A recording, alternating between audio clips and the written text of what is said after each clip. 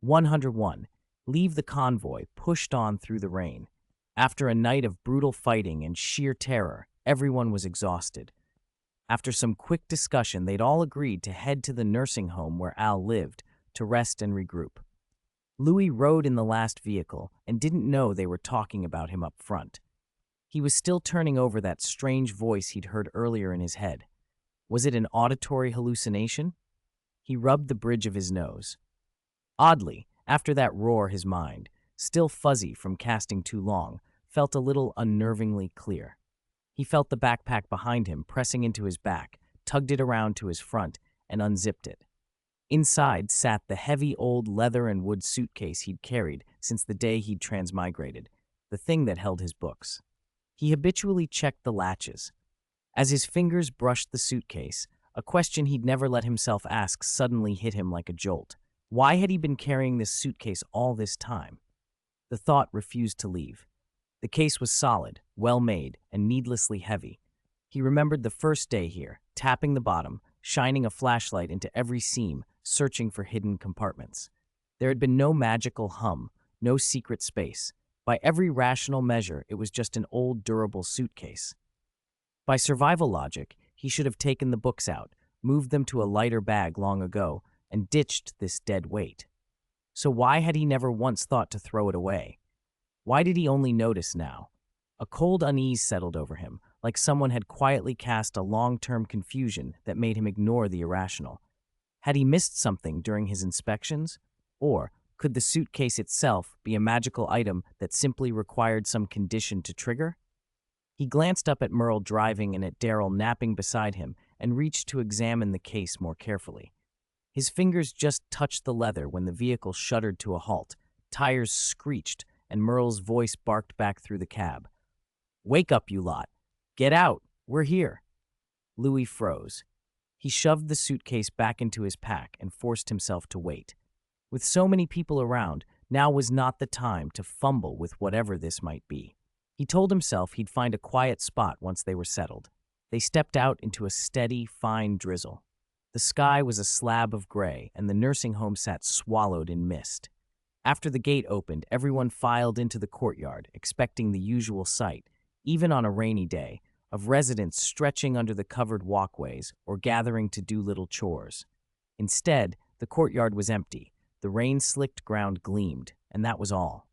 "Miguel!" Al called out, relief making him loud as he brushed rain from his face and strode toward the lookout. "Stop gawking and come help. Look what we brought back." Miguel didn't run over the way he always did. He glanced up at Al with eyes that slid away, his lips twitching. He turned aside and didn't answer. Al slowed. Something was wrong. Why was the place so quiet? Where was everyone? The sentry opened his mouth but didn't speak, just lowered his eyes.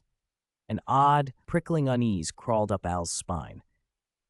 Rick and the others tightened their grips on their weapons, scanning.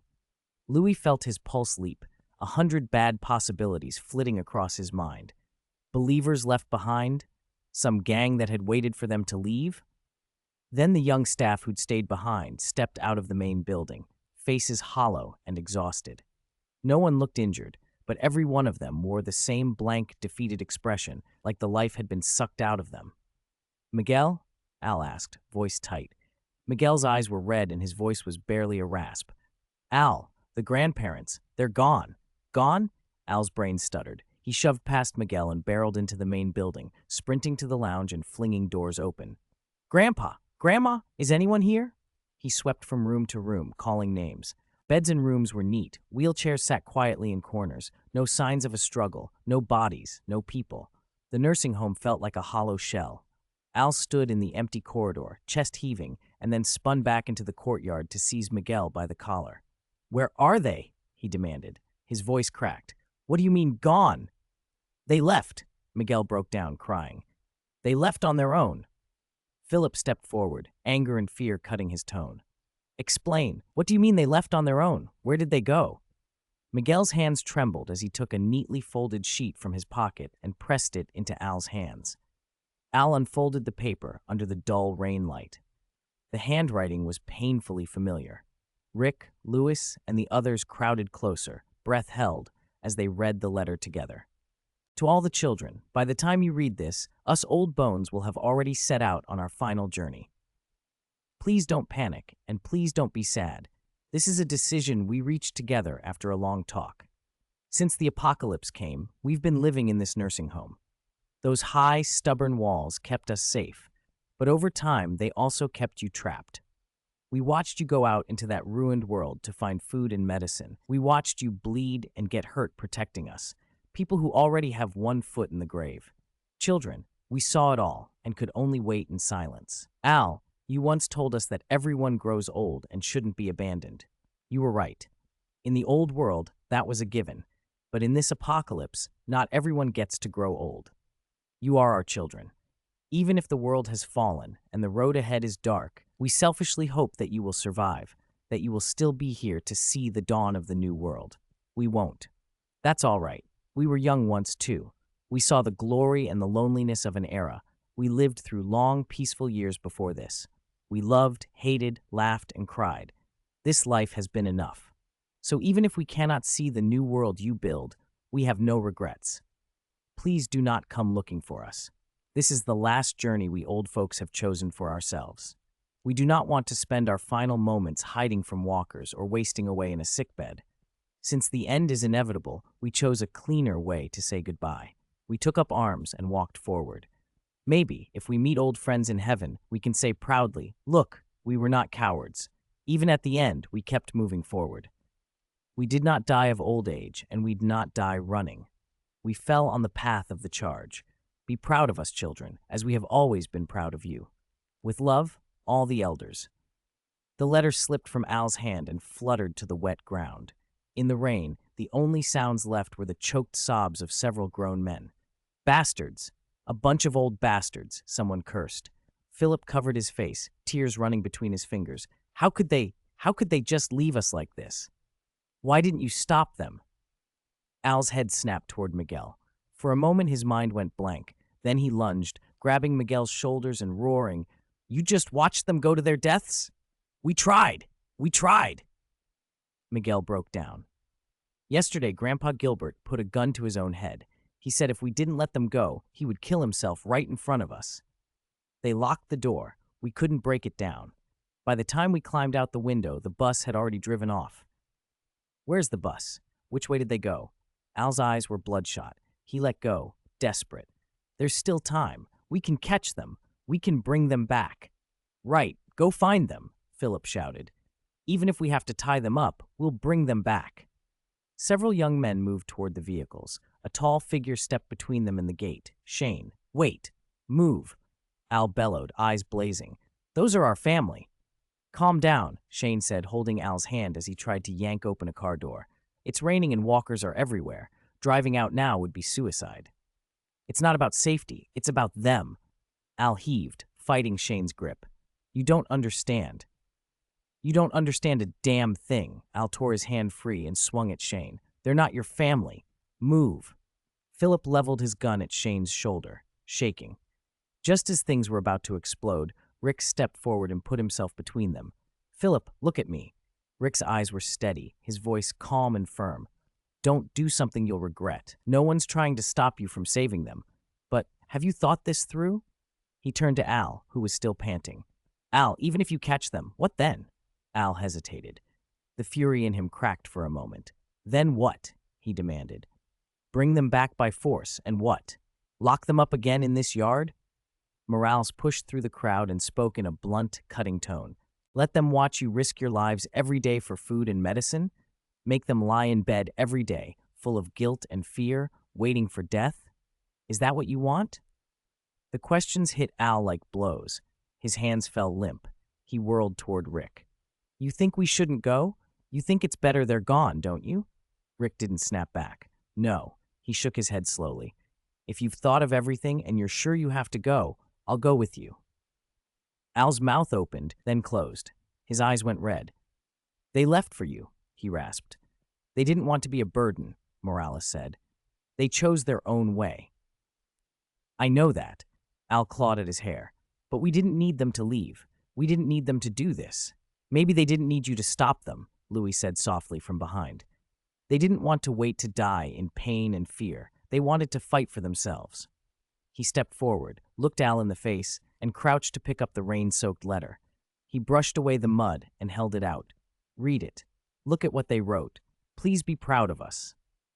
What they wanted was dignity, the pride of protecting you one last time as your elders. Louis's voice was quiet but unyielding. Don't take away their last wish. The words were like a cool wind across a fevered forehead. Al's shoulders sagged. The fire in him went out as if snuffed. He slid down the wall and folded into himself on the wet ground. Al, Philip cried. What are you doing? Are we just going to give up? Al didn't answer. He held the letter and let the rain mix with his tears. He sat there like a statue that had lost its footing. Time passed in stifled silence, broken only by the patter of rain. Eventually, Al's lips moved. His voice was dry and hoarse, each word seeming to cost him everything. This is their choice, he said. His shoulders drooped. I am proud of them. Philip stared, stunned, then closed his eyes and turned away, shoulders shaking. One by one, the others took off their hats or bowed their heads.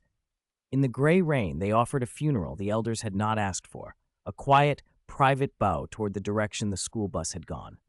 In this ruthless apocalypse, these frail old people had given their young defenders one last lesson about courage, sacrifice, and love. The drizzle eased into a stop. The heavy clouds thinned, and a stubborn slit of sunlight pushed through, bringing a little warmth. Louis stood a little apart, looking at the empty nursing home, feeling the bitterness of the day.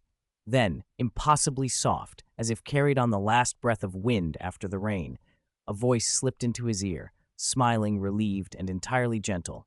Thank you. He spun around, but there was no one. Only the quiet after the storm. 103, returning to the old place. At dawn, the convoy rolled slowly through the familiar wooden gate of Herschel's farm. After a brief discussion, the group split up at the nursing home. Al and Philip's people decided to rest there for the time being, while Shane and Glenn took a few others and turned their cars around to check near the CDC.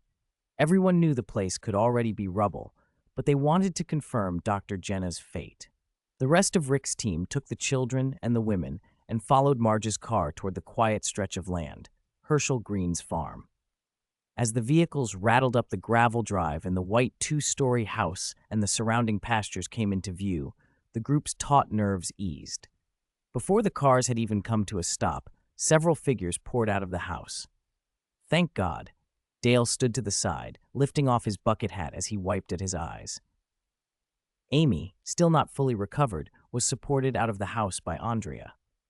Carol knelt on the grass, holding her daughter Sophia close. Marge, Shane, a young blonde girl danced across the lawn to meet them and flung herself into their arms. Beth, their little sister. Herschel strode forward too. The old man, who usually wore a stern face, looked at the newcomers with his voice thick. You're back. Marge studied her father's lined face, nodded, and said quietly, Yes, Dad, we're not leaving this time. All right. Stop standing there and bawling like fools, Herschel grumbled, but his eyes were wet. Merle climbed out of a car carrying a bag of weapons, still spouting his usual sour remarks. No one shot him an angry look anymore. To thank the Green family for shelter and to celebrate what felt like an impossible rescue, everyone agreed to use the farm kitchen and make a proper hearty lunch. The house bustled. People washed vegetables, cooked, and prepared food. Children chased one another across the yard, laughter filling the air. Louis watched the scene and allowed the corner of his mouth to lift. He slipped away from the crowd, shouldering his heavy backpack, and climbed the stairs to the second floor. He needed a quiet place. In a guest room at the end of the hallway, sunlight slanted through half-open curtains onto worn floorboards. He locked the door, set the vintage leather suitcase he'd carried all this time on the table, and took a deep breath. He took out the old books inside and put them on a chair before returning to the suitcase with methodical care. He ran his fingers over the rough leather lining, tapped the bottom, leaned close to inspect the stitching. Minutes passed without result. Louis frowned at the faded patterns on the inner wall and rubbed his chin. Annoyance creased his face. I really have been in this apocalypse too long. My brain's starting to rust, he muttered. This suitcase was from the wizarding world, a magical creation. If there were a hidden secret inside, surely it wouldn't be revealed by tapping and prodding. Realizing that, Louis's eyes sharpened. He pulled out his wand. Revealio, he said, the revealing spell. To his surprise, the spell, one he'd never managed to cast properly in practice, worked as fluidly as water finding a channel. The inner leather ripple faded and flowed like a painted surface, and a single line of text, faintly silver, emerged along the inside wall of the case. To the lost bloodline, when the curtain of fate hangs low, only echoes can cross the void. Open the gates with the true key. Build the bridge with sincere prayers. Louis's pupils tightened. The handwriting was old and elegant, thick with mystery. All at once, he felt a headache creeping in, and his mouth twitched. Riddles, he thought. If you have something to say, why not say it plainly? Still, compelled, he reached out and touched the glowing script. A massive pull surged from the point of contact. Louis felt as if a hammer struck his skull. The room spun and bent. Darkness swallowed him. Consciousness dropped and then rose. In the blackness, jumbled images flashed like an unsteady lantern. He saw a towering, ancient tower by the shore of the Black Lake, owls wheeling across a moonlit sky, and then Hogwarts, the 8th floor wing.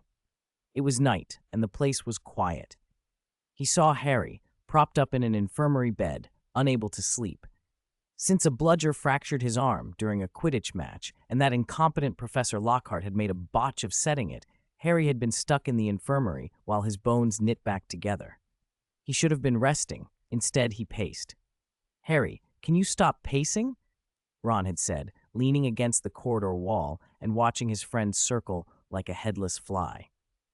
"You're going to make my head spin. You don't have to get so worked up. This isn't your fault," Ron tried to reassure him. "That house elf's a lunatic. You can't blame yourself for what it did." "How can it be nothing to do with me?" Harry's green eyes were tight with worry. "Dobby blocked the station for my sake. If it wasn't to stop me, that first year, Louis, might have got through the wall in time." If that had happened, he'd be sitting at the Gryffindor table eating, not missing, and unaccounted for, Ron shot back. Whenever Harry closed his eyes, the image of a helpless first year trapped inside a wall or ripped away to some awful place surfaced. "But," he stammered. Ron scratched his head. "There's nothing we can do, right? Do you know any spells to find people?" "I don't know any yet, but maybe I can learn a few," Harry muttered, running his hands through his hair as he paced again. "Or go find Dobby and ask him at least. Anything's better than sitting here." "Didn't you tell Dumbledore?" Hermione asked from where she was holding several books, her voice practical. "Dumbledore said it was some kind of ancient, unknown magical interference. He thinks you should wait." "Wait," Harry snapped. "It's been a long time already. From the opening ceremony until now, that first year Louis has never shown up. The Ministry can't find him. Owls won't get through. I have to find him." His voice hardened. "No matter where he is, hidden, lost, I have to find whatever place can bring him back." "Harry, don't be like this," Hermione said, sighing. "There's already trouble with someone claiming to be the heir of Slytherin. Everyone is on edge. You'll get caught by Filch if you run around." "Yeah, mate," Ron added. "Instead of pacing, why don't we go back and play wizard's chess or something to calm down?" Before he could finish, a low rumble came from deep inside the wall. Smooth stone quivered, and intricate patterns began to bloom across it, as if etched there by some unseen hand. Wondered for, poor signal. Immediately after an ear-piercing grinding sound, a heavy unfamiliar door slowly manifested before the three of them. "Merlin's beard," Ron muttered. He almost dropped whatever he was holding in fright. What is this?" Harry stared at the door, his chaotic thoughts momentarily diverted by the unexpected turn of events. The three of them exchanged glances, each seeing shock and tension in the other's eyes. "Come on," Ron said, swallowing. "Let's go inside and have a look." Harry took a deep breath and was the first to push the heavy door open. The scene beyond left them stunned. The room was so vast it felt like a cathedral. Piled high within it were thousands of assorted items. Mountains of broken furniture, rusted suits of armor, stacks of cluttered books, winged slingshots, and what looked like magical experimental detritus from centuries past. It was as if Hogwarts had stuffed everything it had wanted to hide for a millennium into this single room. "What is this place?" Hermione breathed, mouth open in disbelief. I can't believe Hogwarts has a place like this. Harry barely registered the spectacular mountains of junk.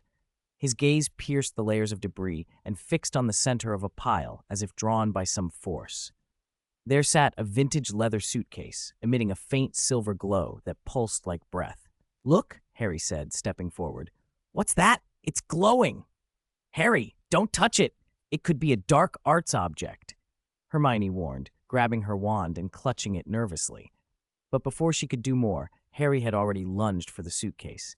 Up close, it looked like an ordinary, well-scratched old leather case, yet the silver light moved as if alive, coiling around the latch. "That's brilliant," Ron leaned in, eyes wide. "This has to be some sort of powerful magical item, maybe a relic from a former headmaster?" "Ron, don't be ridiculous," Hermione snapped. "We should tell a professor." She didn't finish. Harry snapped the latch open and flipped up the lid. There was no jumble of odds and ends at the bottom, only a pool of white mist that looked like the surface of a deep pond. The moment Harry's fingers brushed the mist, an intermittent, static-filled voice exploded in his mind. "Z. Help! Help me!" The voice sounded frantic, as if the speaker were in mortal peril. For a beat, Harry's pupils constricted. He didn't know who was on the other side, or if it was a trap, but he couldn't ignore that cry. "How can I help you?" he shouted into the case, voice urgent. "Are you okay? Who are you?" The silver light in the case flickered violently. The voice came again, fainter, as if through a radio about to cut out. "Find D. Hurry. Z. Find what? Hurry for what?" Harry felt sweat prick at his temples. The speaker sounded near collapse.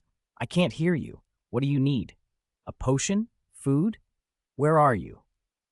Harry didn't have time to think clearly. He didn't know what was happening, only that whoever was on the other end was in desperate need. Frantically, he grabbed his school bag and tipped its contents into the case: textbooks, quills, and several bottles of potions he had taken from Madame Pomfrey. As he dropped the last item in, the silver light erupted into a blinding flash, and then, bam! The leather suitcase slammed shut with a sharp snap. The light vanished instantly and the connection severed. For an instant, there was only stunned silence. "Harry!" Hermione rushed over and grabbed his arm, her face white. "What happened back there?" "You were shouting at an empty box and threw all your books into it," Ron exclaimed, alarmed. "Are you all right?" "What on earth was that?" they both demanded. Meanwhile, in another world. In the second-floor guest room of Herschel's farm, Louis snapped his eyes open and sat up from the floor, gasping for air as if he'd been drowning and finally surfaced. Cold sweat soaked his back. Had it been a hallucination? No, the sensation of his soul being tugged and his mind briefly linked to somewhere else was too real. He had connected to Hogwarts. He had even heard Harry's voice. Although the connection had been horribly unstable and full of static, like shouting down an old walkie-talkie in a thunderstorm, he was sure he'd heard Harry shout. "Damn!" Louis said under his breath. The signal was too poor to communicate. He rubbed his throbbing temples, feeling as if he'd sat 6 impossibly long exams. His head ached, and tiny needles pricked his brain. He looked at the suitcase on the floor. It had returned to its calm state. The glow and the ghostly script had vanished. Did it fail? He wondered, disappointed. He had hoped to use the case to call Dumbledore for help, or at least send word back that there was a lost freshman here. Instead, the interworld long-distance call had proved not only unreliable, but also utterly draining. The farther the connection reached, the blurrier the images and sounds became, and Louis had no idea whether Harry had understood any of what he had tried to shout. Just as Louis was about to sit back and reconsider the case's properties, he noticed something else inside it. In his earlier, disoriented vision, he had vaguely seen Harry throwing things into the case. Could it be that the case didn't just allow communication, but could also transport objects from the HP world? His heart began to pound. He leaned over and looked in. Where there had only been his own textbooks, there was now an extra item, a thick hardcover book. Its cover was garish. A blonde wizard in flamboyant robes flashed an exaggerated smile in bright colors.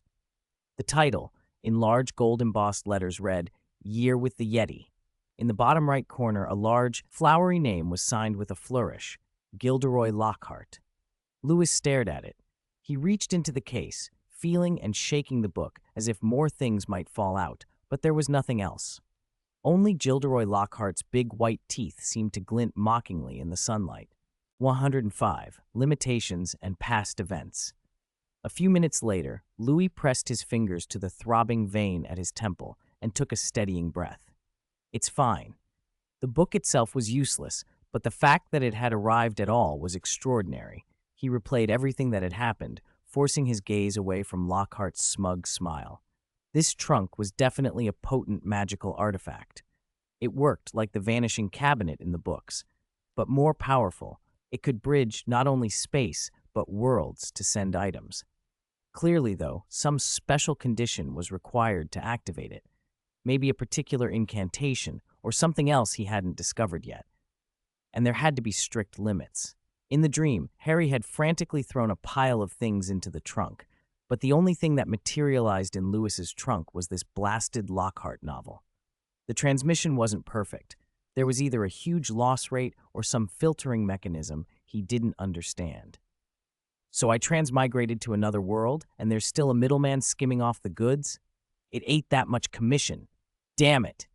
Even so, the discovery made his heart race. Even if he hadn't figured out the exact mechanism, one thing was clear. His connection to the wizarding world wasn't completely severed. If they could send things over from that side, could he send things back? Even if he couldn't send his own body, could he stuff a plea for help into the trunk and have it reach Dumbledore? Worst case, if he couldn't send items back, perhaps he could pull things from the other side. Magic materials and spatial tools would be ideal, but even older year textbooks or notes would be an enormous help in surviving this apocalypse. He pressed a hand to his chest to calm his thumping heart. It was far too early to celebrate.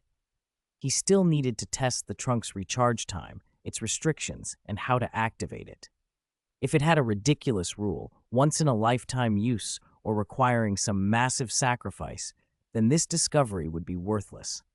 He glanced down at the copy of Year with the Yeti in his hands, and thinking back over the dream, his expression grew complicated.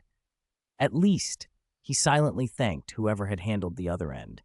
Thankfully, Harry Potter, the kind-hearted, proactive savior, had been the one to pick up the trunk. From the way he'd tossed things in, Harry probably hadn't even heard Louis clearly. Maybe he'd only caught a faint help and stuffed in everything he thought might be useful. If the other end had been in the hands of someone cautious or hostile, establishing any stable link would have been hellishly difficult. As expected of Harry. Please, Harry, don't destroy the trunk on that end thinking it's a dark artifact. If you turn it in, give it straight to Dumbledore. Once Louis figured out the trunk, he'd need that side for proxy shopping. He flipped through the Lockhart book on a whim. It was a hack job of a novel, but maybe there was something useful, a spell, an anecdote. Even if Lockhart stole his stories, maybe there's a lead in here. The pages stopped him cold. A memory from the dream resurfaced. Harry's appearance, his expression. A thought clicked into place. Wait, could this have been during Harry's second year? The year the Chamber of Secrets opened. In that year, Lockhart had been the Defense Against the Dark Arts professor, which meant new students would have been required to get a set of his books according to the Hogwarts book list. So why wasn't there a single Lockhart volume among the textbooks his parents had prepared? Had they ignored the book list, or dismissed the novels as pointless and not bought them? 100 small questions crowded his mind, but now wasn't the time to chase after them. He sighed, closed the book, pushed those doubts down, and shoved the trunk deeper into his backpack. Forget Lockhart. Focus on the present. One lingering curiosity remained. If he could get back to that world later, where would the Sorting Hat put him with everything he'd been through here? Gryffindor for bravery, Slytherin for pragmatism, or somewhere worse? As long as I don't get sorted into Azkaban or Nurmengard, he joked to himself, straightening his clothes before pushing the door open. A burst of heated argument carried down the hall and cut off the thought. It was coming from the study at the far end, Marge shouting at her father, Herschel. Louis slowed his steps and eased closer, peering through a door left slightly ajar. Marge's voice came through, taut with anger. Dad, why haven't you dealt with those things in the quarantine zone yet? Don't you think we've learned our lesson? Herschel snapped back. There was a tense silence, Then Herschel's voice, pained and stubborn. Don't call them those things. They're people, Marge. They're sick, like a fever or a cold. They need treatment. They're waiting to be helped. Marge sounded stunned by his stubbornness. After a long beat, incredulity flared in her voice. I truly can't believe, after everything that's happened, you still think that? Shane, who had been silent until then, spoke up in a tired, hopeless tone. You haven't seen how those monsters out there eat people. We saw it at the factory. They're not human anymore. Shut up! Herschel's voice rose, bordering on a roar. Your mother is in there. How can you say that about them? Shane lowered his head and went quiet, cowed by his father's fury. Marge didn't back down. She was our mother. She looked Herschel in the eye. Now she's just a walker, a monster that would eat its own child. 106. Half and half. Enough! Herschel slammed his hand down on the table, cutting off the argument. Marge stared at her stubborn father, disappointment flickering in her eyes that he would not listen. You'll regret this, she said through clenched teeth. I own this farm. Herschel turned his head away. As long as I'm alive, it's not your place to make decisions here. Marge, furious at his refusal to relent, spun and yanked the door open. The heavy wood slammed behind her with a bang. Dust shook loose from the hallway walls and drifted down. She stormed out without noticing Louis, tucked in the shadowed corner. Inside the room, Shane looked at his father, who was trembling with anger and could only show a helpless expression. I'll go tell Rick to have their people stay away from the barn, Shane said, sighing as he stood. But Dad, keeping those things around really isn't a good idea. After that, he pushed the door open and left. Louis, standing in the shadows, had heard everything. Surprise flashed across his face. He hadn't expected so many attitudes to have shifted. In the show, Rick's group had only been reluctantly received by Herschel after Carl had been accidentally injured on the farm. Herschel had been wary of them, had made them hand over their guns, and forbidden carrying weapons. He thought the walkers were sick and clung to that belief, which caused a deep rift when the barn incident finally forced everyone to accept reality. But now everything was different. Because Rick's group had indirectly saved Marge and Shane, Herschel had taken them in willingly and even turned a blind eye to the weapons they carried. The biggest change, however, was in Herschel's family. In the original story, Shane had died. Here he had survived because of an earlier butterfly effect. Worse, Shane and Marge had been captured by that cult called the Shepherd. There they'd seen how the madman used walkers for judgment, and they'd felt firsthand how twisted people could become to survive. That hellish experience had stripped whatever innocence they still had. The peaceful farm dreams were gone. Standing in front of Herschel now were two people who had crawled out of piles of the dead and seen the bloody truth. Their vigilance and disgust toward walkers was bound to be different from Herschel's sheltered illusions. This is a good thing, Louis murmured to himself. Those walkers in the barn were a time bomb. They had to go. With Marge and Shane backing him from inside, Herschel would be easier to convince. But Louis's brow creased over one line Marge had said during the fight. After experiencing that incident. What incident? Had she meant the time with the shepherd? Her tone hadn't made that clear. A memory flicked in Louis's head. When Herschel had told them about the origin of the shepherd, he'd mentioned a few names. Louis had been too focused on the game's protagonist and the couple from Harrison Hospital to pay attention then, but he now remembered Herschel's face going briefly stiff when he said the family of three named Kenny.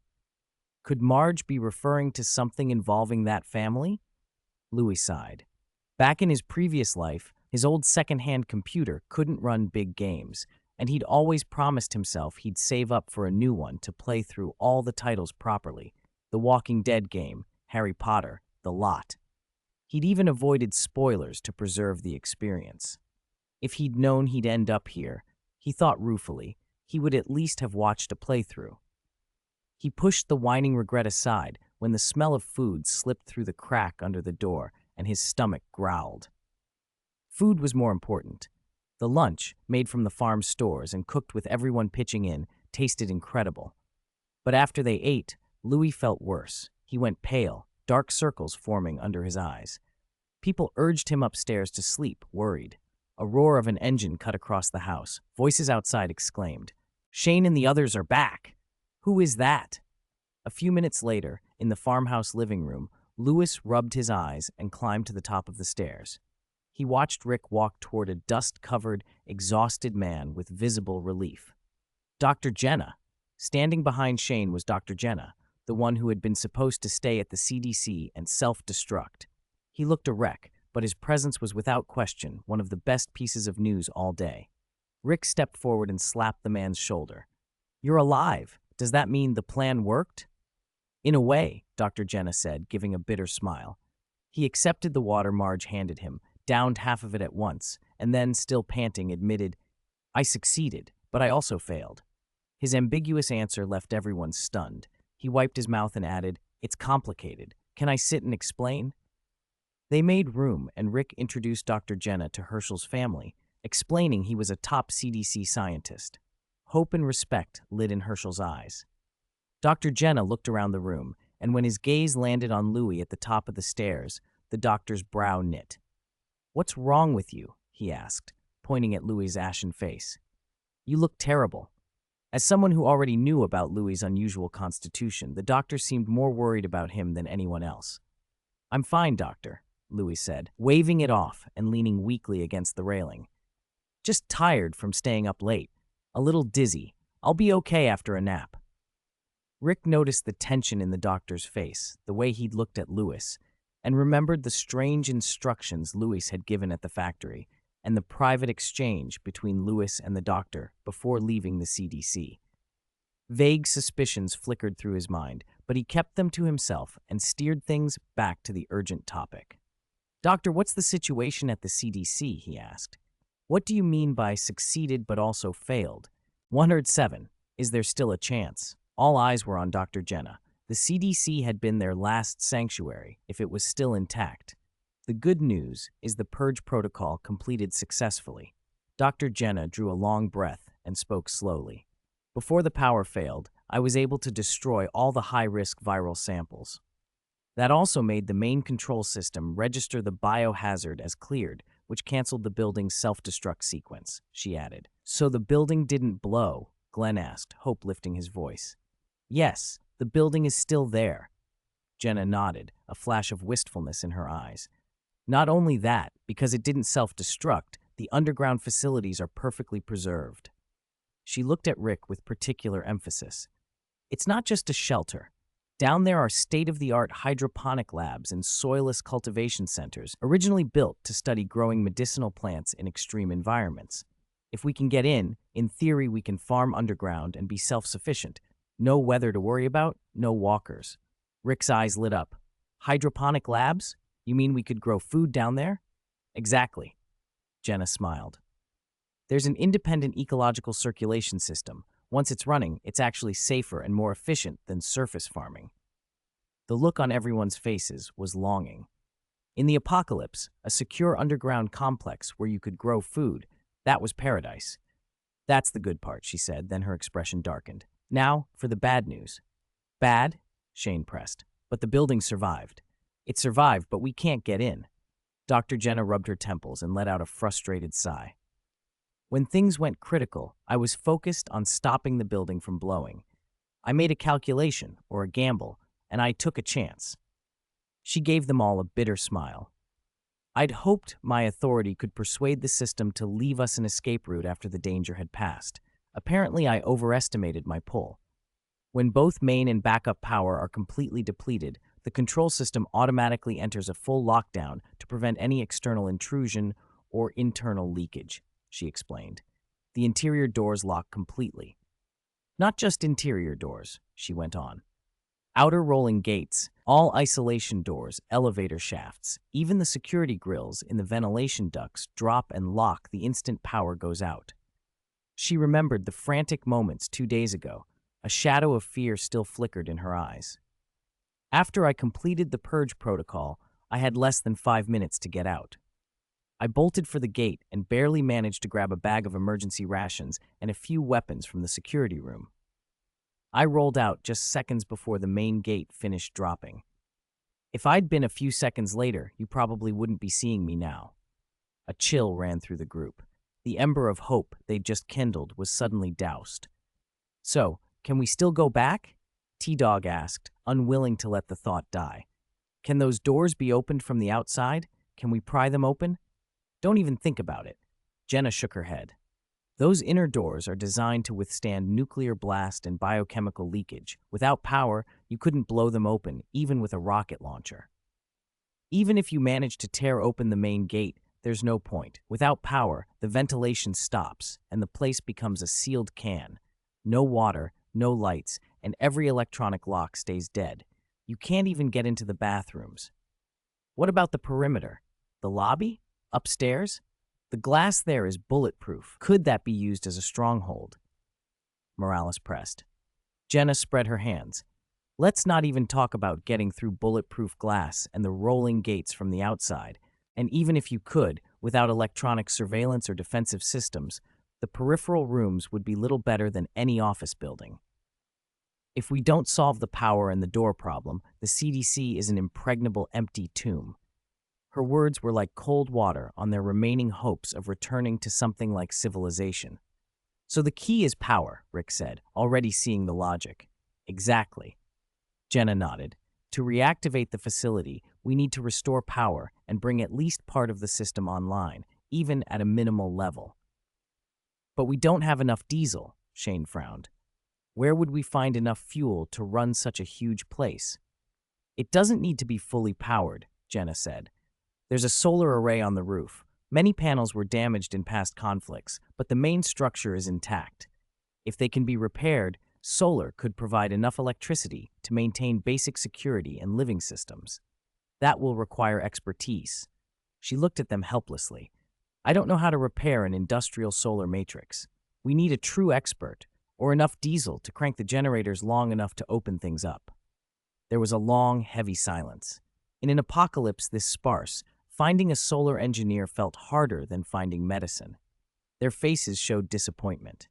Louis, however, felt something else, a flicker of hope. For Rick and the others, repairing the array would be a monumental task, needing engineers, blueprints, and spare parts. For him, it could be simpler. If he could learn the Reparo charm and other practical spells, a wave of his wand might patch panels and bypass locks. Alohomora might not get through hike electronic locks, but he could try transfiguration to soften a wall or a shrinking charm to remove a door. Once his magic reached the next level, that sealed CDC could become their logistical base. It's just that. Louis thought about his transfiguration practice. He still needed half a day of repetition with a matchstick to get even basic results, and how his repair spell hadn't produced any reaction yet. The journey to useful, reliable magic would be long. He resolved to play the long game. With Herschel's farm as a temporary foothold and the prison as a future fallback, their survival situation was already better than in the original story. There was no need to rush. For the moment, Louis's attention shifted to the heavy briefcase in his backpack. He had to figure out its trigger mechanism. He remembered the words printed on the box, "To the lost bloodline." Bloodline. The word conjured thoughts of the people he called his parents in the wizarding world. 108. Special children. Before coming here, he had hardly given his parents any thought. For one thing, the stretches of time between his transmigrations had been too short to form deep attachments. For another, that pair of parents had always made him feel off in a way he couldn't name. The first time he met Sean, he gave his mother the surname Green, simply because he had no idea what his own, or rather, the old man's last name actually was. He had just transmigrated then and was recovering from a serious illness. His limbs were as weak as a newborn's. In his memory, his parents had only ever called him Louis. Nobody ever talked about his father. No name, only the respectful sir. If it weren't for the fact that his old man was actually handsome and had a nose, he might have mistaken himself for a descendant of Lord Voldemort. The thing he remembered most about that cheap old man was his unfathomable magical ability. The man would casually perform bizarre spells Louis had never even heard of. His mother, who always told strangers her surname was Green, had once given him a glimpse of a full signature on an old parchment, a looping cursive that read Greengrass. He'd seen that name in the history of magic. It was one of the ancient, sacred 28 families of the British wizarding world. So who had left the trunk behind? Louis's fingers brushed the wood. Judging by the quality of the materials, it looked like greengrass craftsmanship, yet the silver shimmer of magic, capable of cross-world communication, felt exactly like his mysterious father's style. The inscription on the lid, "To the Stray Bloodline," sat like a tailor-made description for him. Whether it meant a pure blood heir cast adrift or a son missing across worlds, the word stray fit him perfectly. But that explained the qualification, not the timing. Why last night? Why had the trunk only opened now after so many transmigrations? He replayed the previous night in his head. The battle, the verdict, the execution, the heavy rain, and then that roar, full of malice and resentment, that had echoed in his ears as he left. Why? After that auditory hallucination, he had noticed the problem with the trunk and uncovered its secret. He made a daring guess. The voice had been a powerful emotional surge released at someone's death, either the shepherd or one of the believers who died in the factory. That soul resonance, soaked with despair and resentment, had pierced the curtain of rain and been perceived by him, a wizard, becoming the key to activate the trunk. If he was right, the activation condition was alarmingly inconvenient. Would he have to witness, or even manufacture, a tragic death every time he wanted to contact Hogwarts or open a portal? He rubbed the bridge of his nose and hoped he was wrong. He couldn't conclude anything yet. The sample size was 1. And in an apocalypse, death was hardly in short supply. As soon as he found a suitable subject, he'd have to experiment and learn the trunk's mechanism. For now, the only thing inside it was a useless Lockhart novel. If he wanted to use that cross-world channel to fetch life-saving supplies, he had to learn to knock. A heavy drowsiness washed over him. No matter the theory, he had reached his limit. He tilted his head and slumped against the sofa. While the others murmured about the future, he fell into a deep sleep. Some time passed. Night deepened. Jenna sat alone on the porch steps, a half-empty bottle of liquor in hand, staring at the black sky as if it were a foreign thing. Not asleep yet? Rick came up and sat down beside him. Can't sleep. Jenna gave a bitter smile. Been underground too long, I think. Suddenly seeing so many stars makes me uneasy. They were silent for a while. Rick pulled a pack of cigarettes they had taken from the factory out of his pocket, offered one to the doctor, and lit one for himself. Smoke curled between them, and then Rick spoke in a low, serious voice. "Doctor, before we left the CDC, you pulled Louis aside. What did you tell him?" Jenna's hand stilled mid-drag. He turned his head, evasive. "Nothing. Just told him to stay safe." "Don't lie to me, doctor." Rick's cop instincts sharpened his gaze. Something was wrong back at the factory. He inhaled, then exhaled slowly. "Louis told me very seriously that when we're exchanging fire with the enemy, whether or not they've been bitten by a walker, if they're dead, we have to destroy their brains." "I did it," Rick said dryly. "And then I found out he was right. In the factory, I saw men from the Believers who'd clearly died from gunshot wounds. No contact with walkers. Get back up not long after they fell." Rick stubbed his cigarette out, planted his feet, and fixed Jenna with a hard look. "Tell me the truth, doctor. Is it that we were already infected long ago by something in the air or somewhere else?" Jenna held the question in silence for a long time. Only the distant cheering of insects filled the pause. Finally, he let out a long, exhausted sigh, as if a great weight had been dropped. "Yes, everyone is infected. He didn't hide it anymore. That's the CDC's final conclusion. Whatever causes the deaths, once death happens, the virus takes over the brain. We are already infected." Even though he'd suspected it, hearing that harsh truth from an authority staggered Rick. A wave of helplessness hit him so hard he swayed. Had the outcome been written, no matter how they fought? Anger rose up to replace the powerlessness. Rick jumped to his feet, grabbed Jenna by the collar, and growled, "If that's true, why did you tell this to a child?" He pictured Louis's pale face and those frantic efforts to save people over the past days. "He's only 11. Do you know what that does to him? You told a child a truth even adults can barely bear." He looked like he wanted to punch the doctor, but kept himself from it because he needed an answer. Jenna didn't struggle or protest. He let Rick hold him as pity and complexity mingled in his expression. "Because I'm different. Both men turned. Louis had appeared behind them without their noticing, still in his oversized coat. His face was pale, but his eyes burned bright. "Louis?" Rick said, stunned, and let Jenna's collar go. "You're awake? You just—" "The doctor didn't tell me to make me despair, Officer Rick." Jenna opened his mouth as if to stop Louis, but the boy's determined look made him fall silent. Louis smiled faintly at Rick. "The reason he told me is because in this infected world," Louis said, "I am the only one who is not infected." 109. Future Direction. Rick froze. He stared at Louis, then mechanically turned to Dr. Jenna, as if checking whether he'd misheard or if the boy was playing some kind of joke. "You mean?" Rick's voice trembled. He is the only exception." Dr. Jenna stubbed out the cigarette in his hand and stepped forward, giving Rick an answer that left no room for doubt. "Rick, I tested tens of thousands of samples at the CDC. Everyone, living or dead, without exception, has the virus. Except him." The doctor pointed at Louis, an almost unreal light flickering in his eyes. "There is no virus in his body." "None?" Rick's voice was dry. "You mean Louis is immune?" "Not immune," Dr. Jenna said, drawing a slow breath and taking control of the conversation in a voice that had gone solemn. "He may have special antibodies in his blood that can resist the virus's pervasive erosion." "Rick, do you understand what this means?" "It means hope." Jenna looked at Louis as if he were the only light in the dark. "As long as he lives, we might have a chance to find a way to end this apocalypse." In that moment, Rick finally understood why Dr. Jenna had treated Louis differently and why this man who had been bent on dying would give up suicide for the boy. But the revelation did not bring joy. Instead, a heavy chill settled over him and tightened his chest. A few days ago, he might have cheered for the salvation of humanity. Now, after what he'd seen with the believers and the factory of sin and judgment, his view of the world had been reshaped. The idea of a cure felt distant and abstract. What terrified him now was the thought of losing this boy.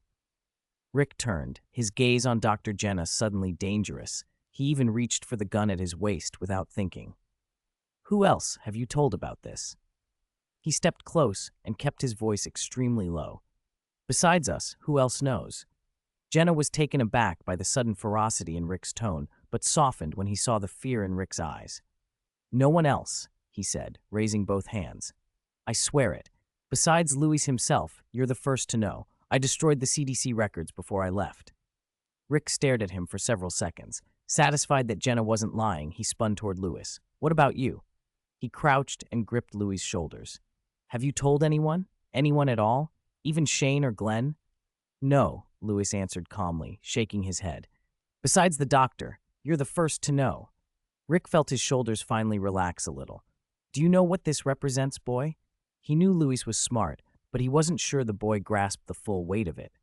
"I know," Louis said without flinching, meeting Rick's eyes. "That's why I told you." He hesitated, then added softly, "I trust you." Rick's hands stayed on Louis' shoulders. For a long beat, only their breathing filled the room. He held his gaze on Louis, then let out a breath that sounded like a quiet surrender. "I promise." When he spoke again, the shock had been tempered by something more complex. "As long as I'm alive, no one will hurt you." Eventually, Rick let go. He steadied himself and resumed the calm sheriff's posture he wore like armor. "For now, no one else can know about this. Dr. Jenna, I need you to keep this secret for him." "Of course. I never planned to tell you in the first place." Jenna nodded solemnly. They reached a tacit agreement. Just as Rick was about to take Louis away to rest, Louis spoke up. "What about the other thing?" "What?" Rick hesitated. The news about Louis had hit him so hard he'd almost forgotten the other bombshell. "The fact that all of us are infected," Louis said. "We need to tell the others." Rick frowned. The weight of that truth had been pressed down in his mind by the more shocking discovery. "This," he hesitated, the doubt clear on his face. "This is too much. Everyone's been through a catastrophe. If we tell them now, but they'll find out sooner or later." Louis saw through his worry and continued gently. "At the factory, some of the believers turned without being bitten. Someone might already suspect something. Instead of letting them panic in suspicion, it's better to be direct. At least then everyone can take precautions. If someone gets hurt or sick later, we'll know what to do instead of getting caught off guard by a friend who turns." Seeing Rick still uncertain, Lewis glanced at Dr. Jenna and offered another thought. We can't tell them about my antibodies, but we can give them some other kind of hope. For example, have the doctor tell everyone that although the virus is latent in the body, with enough equipment, there's a chance to make a serum that delays the turning after a bite or inhibits the virus's activity. Even if it's only theoretical, it's enough to keep people going. Rick thought for a moment, the lines around his eyes softening a little as he looked at Lewis. All right, he nodded. I'll find the right time to tell them. As for you, he looked at the boy intently. You act like you know nothing. You're just a normal boy, understand? Of course, Louis said obediently. The next morning, breakfast at the farm was subdued but calmer than the night before. After they ate, everyone gathered in the living room to talk about where to go next. Mr. Herschel is very hospitable, Jockey said, watching the busy people outside the window. She broke the silence, the first to speak, but we'll have to leave here sooner or later. The others looked surprised by her choice of words. Rick set his plate down and glanced at Herschel, who was chatting with Marge outside. The owner doesn't object to us staying. And there's water and food here, someone added. It's much better than wandering outside. 110. New stronghold. These past few days have been pretty peaceful, Jockey sighed, staring out the window at the open fields.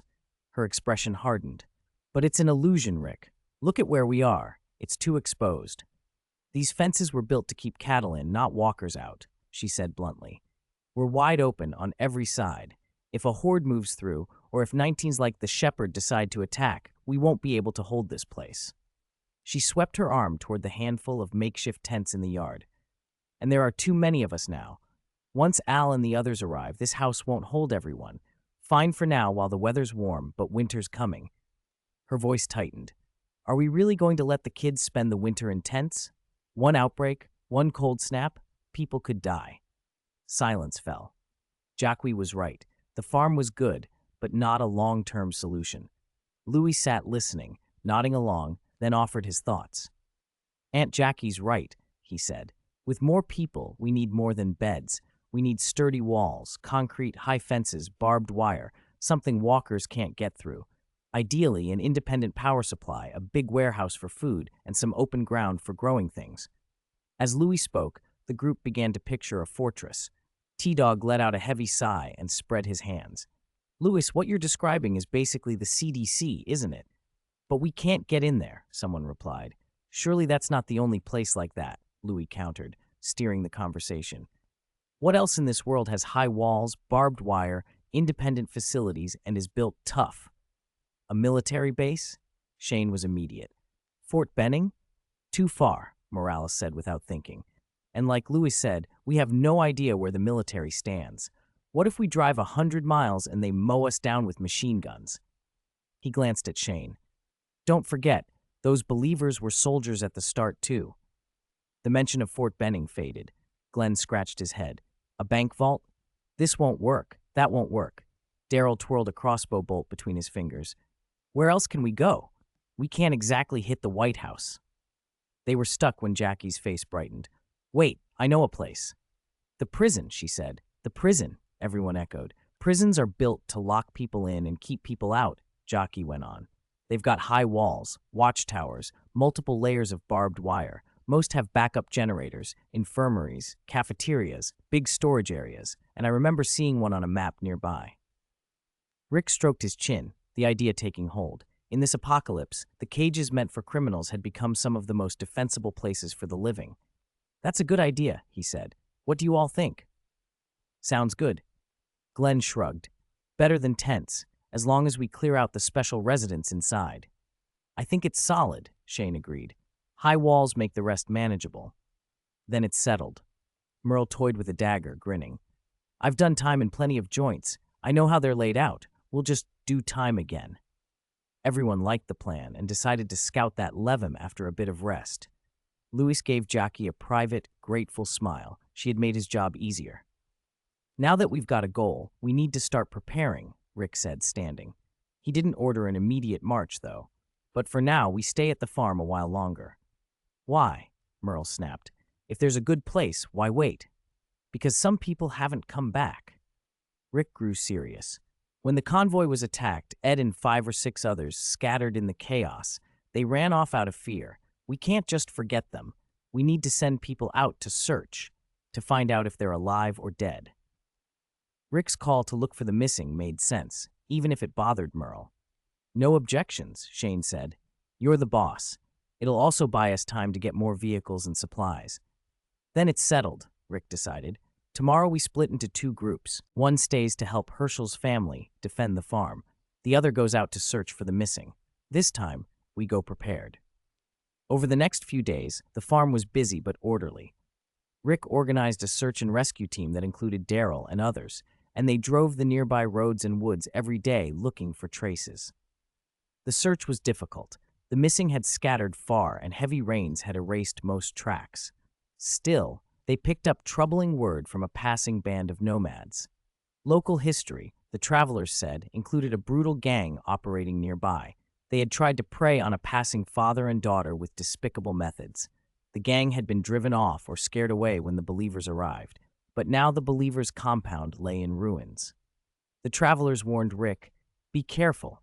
When 13 tines smell meat, they come back."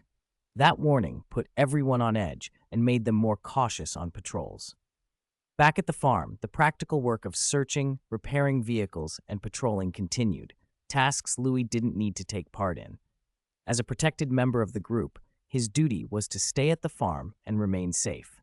He wasn't idle, though. With time to himself, he used the quiet to practice, slowly and repeatedly, the troublesome spell he had been working on, the Reparo charm. The mysterious suitcase stayed stubbornly inert, showing no sign of the reaction it had once given, just an ordinary leather case now. The break let Louis rest and regain some mental strength. He was even thinking of asking to join the search nearby to look for better spellcasting materials when a small, unexpected surprise interrupted his thoughts. 111, the wizard's best friend. "Hey, Louis!" Louis turned as Glenn and the others came back from a supply run. Dust speckled Glenn's face, but he was in high spirits, eyes bright. He walked up to Louis, reached behind his back with a little flourish, and produced a canvas bag. "For you." "What's this?" Louis opened the bag and froze. Inside were several old books, covers dusty but the volumes surprisingly intact. On top sat the Chronicles of Narnia. Underneath were a few fairy tale collections. Tucked between them was a familiar cover, a bespectacled young wizard, Harry Potter and the Chamber of Secrets. Louis' eyes widened. He looked up at Glenn. "Back at the CDC, I heard Carl mention you were looking for children's books but couldn't find any. You seemed pretty disappointed." Glenn scratched his head and smiled sheepishly. "On our run today, we passed a bookstore. It was half collapsed, but I thought you might like these, so I dug around." He shrugged. "I managed to pull these out of a corner. They're not real, collector's editions or anything, but when things are like this, reading stories to pass the time isn't so bad, right?" Louis ran a fingertip along the worn spine of Harry Potter and looked away for a moment. "Thank you, Glenn." He kept his voice steady and sincere. "I really like them." "No problem." Glenn grinned and gave Louis a friendly pat on the shoulder. "Compared to what you've done for everyone, this isn't even worth mentioning. Cheer up." He moved off to help with the supplies, then glanced back and winked. "If you want anything else later, tell me. I might not find rare editions, but I've always got decent luck finding stuff." Daryl, who was nearby cleaning crossbow bolts, had watched the exchange. He narrowed his eyes at the fairy tale books in Louis' arms and, after a beat, put his bolts away and sauntered over to Glenn. He nudged him with an elbow. "Hey, Glenn," he said, nodding toward Louis. "Why'd you bring him that junk?" "Narnia? You think that's what he needs to survive? You don't still believe in Santa Claus, do you?" Glenn blinked, then smiled. "Louis likes that stuff." Daryl snorted. "Sure? Lately the kid's been more into taking things apart and sewing people up. You'd do better giving him mechanical manuals or anatomy charts."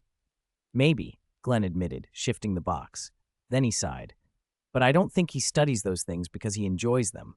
Reading those books, that's what he really likes." Daryl curled his lip and fell quiet, then, after a moment, asked, "Besides those books, is there anything else he likes?" "Huh?"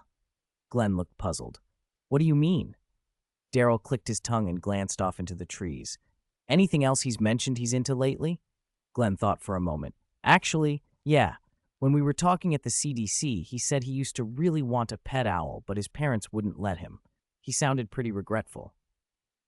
An owl? Daryl's eyebrow shot up. What kind of hobby is that?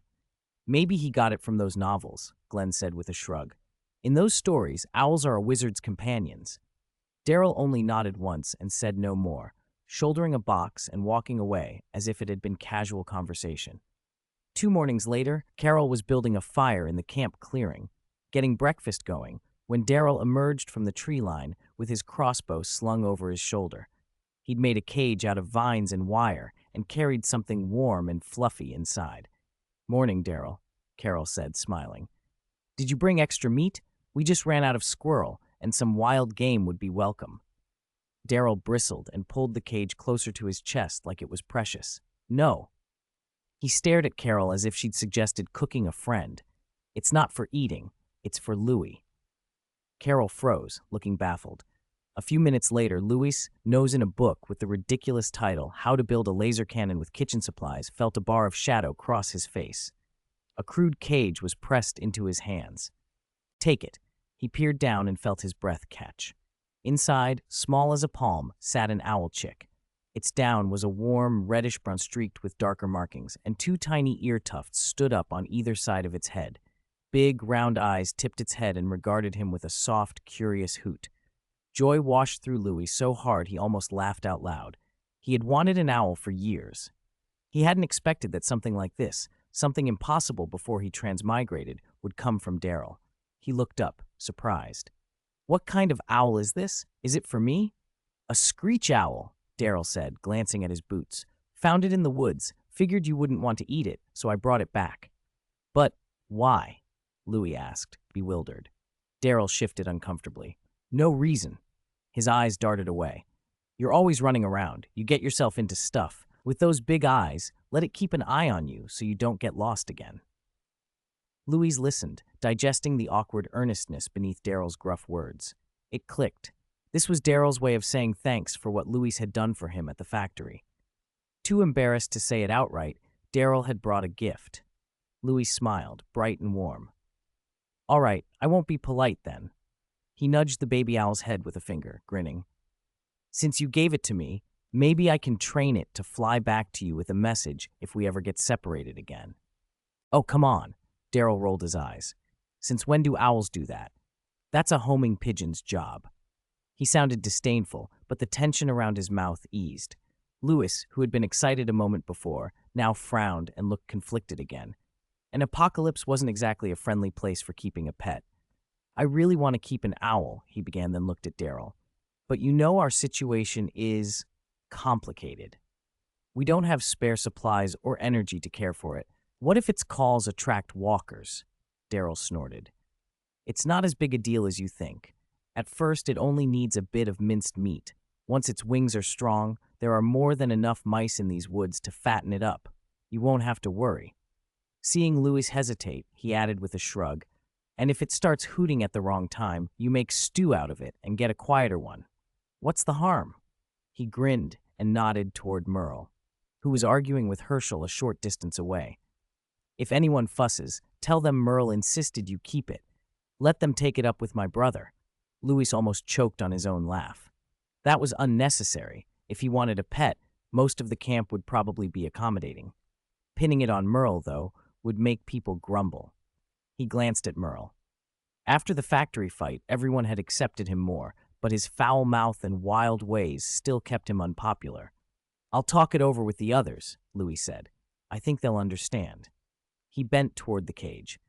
Before he transmigrated, his nominal parents had been indulgent, willing to buy expensive things, but strict about no pets. Back then, it had seemed unfair. Now Louis felt lucky. If he'd brought a pet into this world, it probably would have become walker food long ago. He reached a finger into the cage.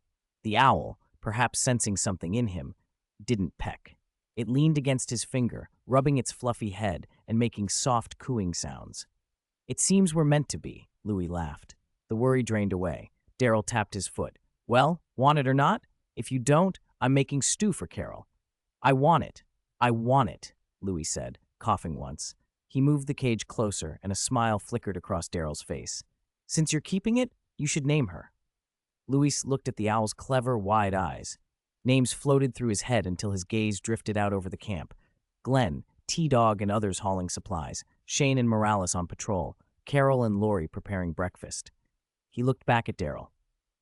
Call her Robin. Daryl raised an eyebrow. Robin? Like those dumb red-breasted birds? No, Louis said with a small, meaningful smile. Like in the comics, the sidekick who follows the hero and is protected by the Dark Knight. Daryl blinked, then gave a non-committal, whatever you want, adjusted the crossbow on his shoulder, and walked off. Peaceful days passed quicker than anyone expected. A month slipped by among the sunrises and sunsets on the 24. In the original timeline, this should have been a bleak stretch for Rick's group. Searching for Sophia had them running through the woods in a panic, and it had led to Carl's injury, dangerous runs for medicine, and the horror of a companion killed by one of their own. Now, because of the flapping wings of Louis, this little butterfly, they were safe.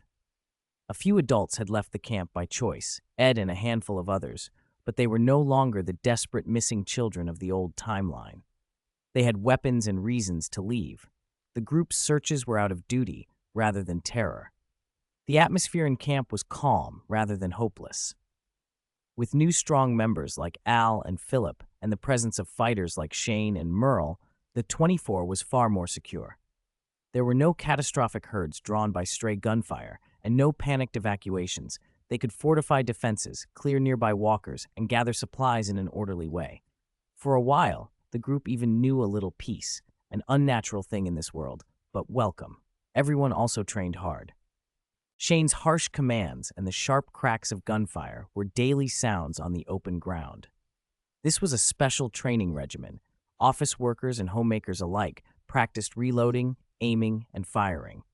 Even the children, Carl, Sophia, and Dwayne, were taught to use short knives and handguns under adult supervision. Mothers like Lori and Carol fretted that the kids would lose their innocence, but the memory of the helpless children at the Zero steeled them. Survival had to come first. Louis threw himself into the camp's work and then some.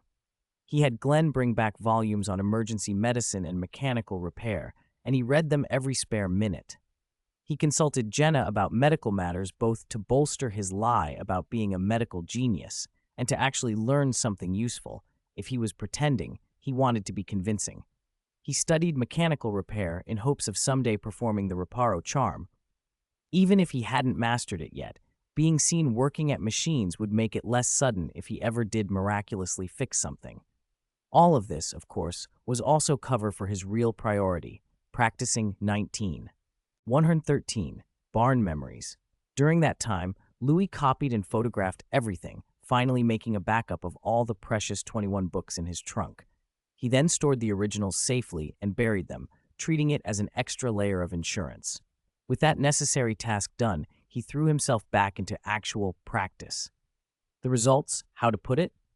First, the good news. After relentless effort, he finally mastered Lumos. The brightness was inconsistent. Sometimes it flared like a searchlight, other times it flickered like a firefly, but it could at least be used as a flashlight. Soon after, almost by accident, he conquered an offensive 21 spell of his own devising. He grandly named it, "A single spark can start a prairie fire." In reality, it was just a severely weakened incendio.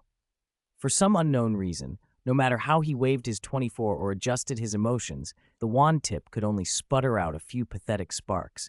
Its ignition efficiency didn't even match a matchstick. Still, watching those orange-red specks blink out in the air, Louis refused to be discouraged.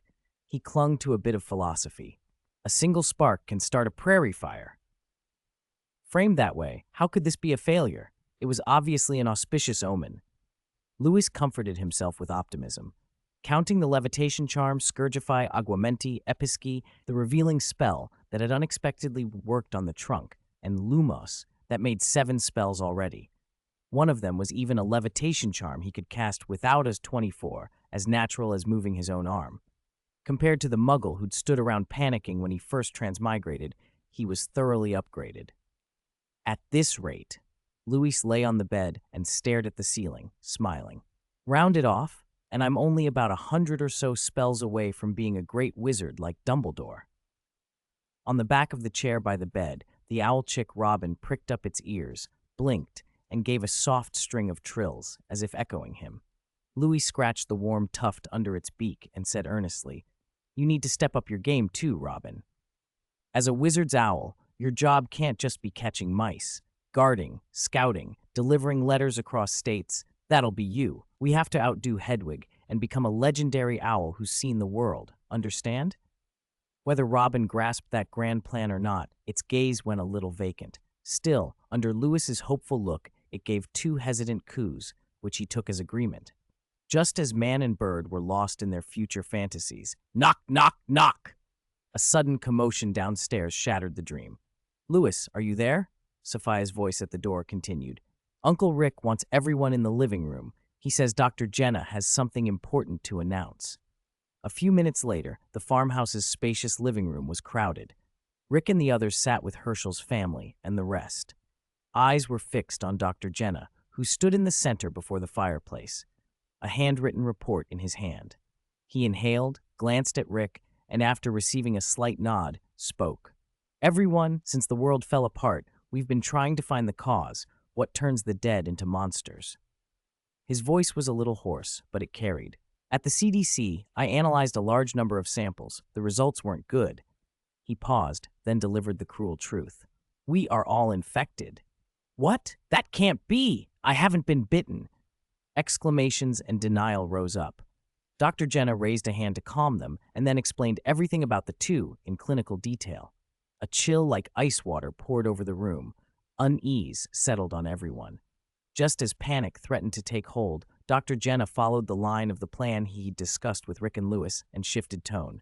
"But," he lifted his voice, "this doesn't mean we have no hope.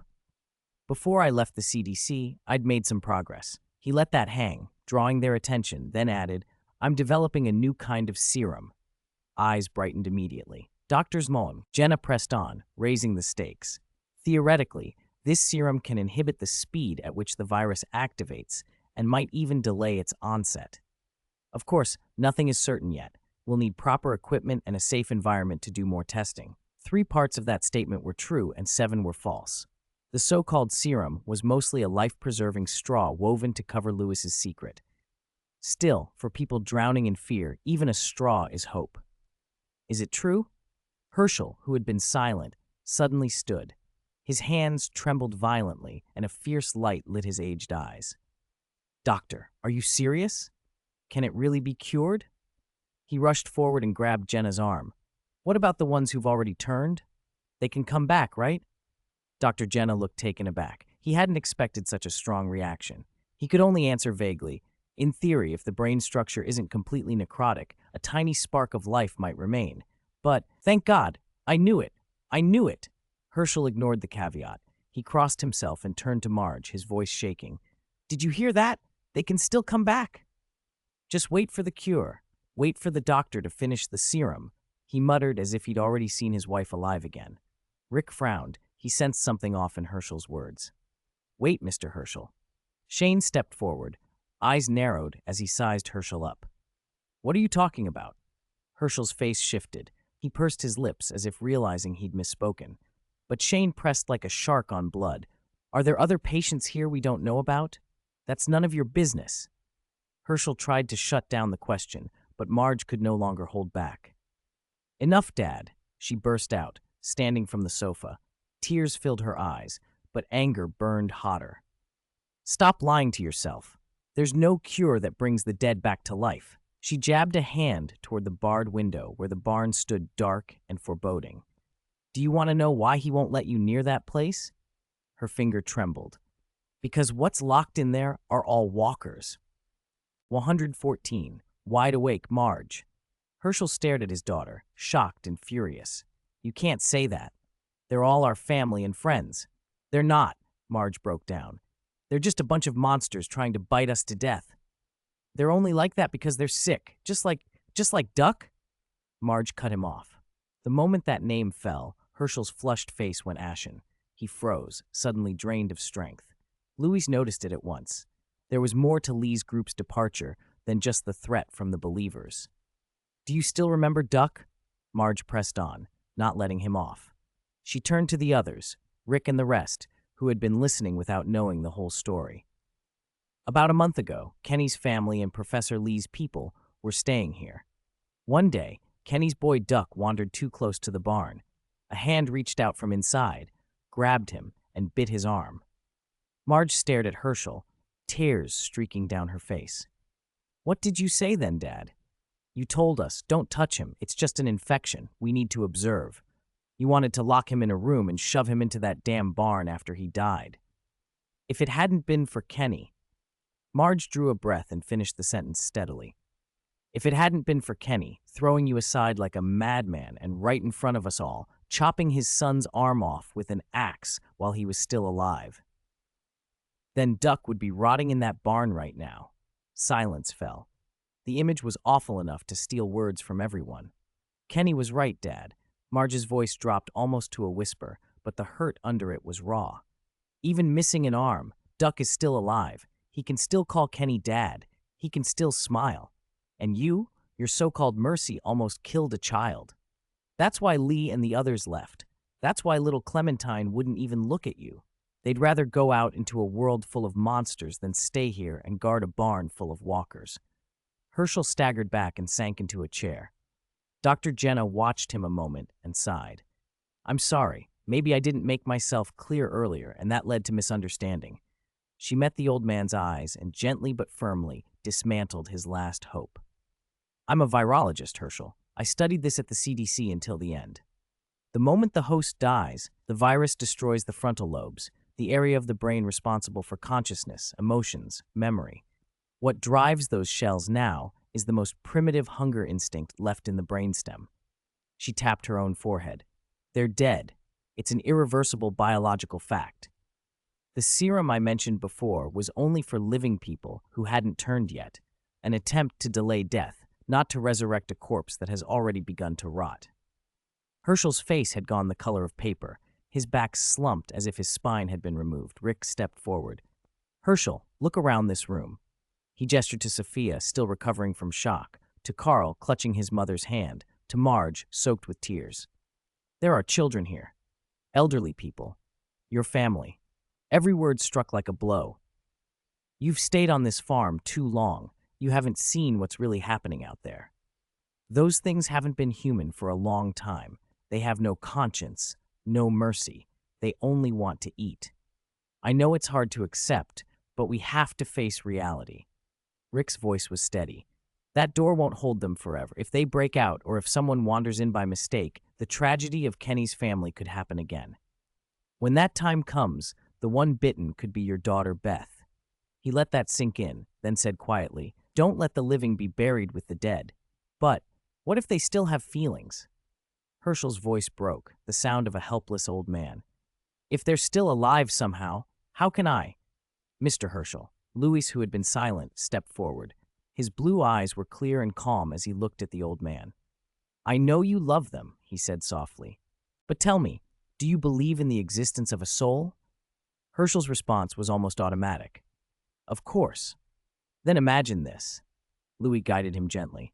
"If their souls are trapped in those rotting, rigid shells that can only move by reflex, if they can't speak, can't think, can only watch as they're turned into monsters and forced to hurt the people they once loved, wouldn't that be the cruelest torture?" He leaned in, meeting Herschel's eyes. "Even if a medicine were found someday that could resurrect them, what would they remember? The sensation of tearing flesh, the memories of devouring their own, could they live afterward as if nothing had happened? Maybe some people could bear that, but do you really think the ones in your barn, your family, could live with that?"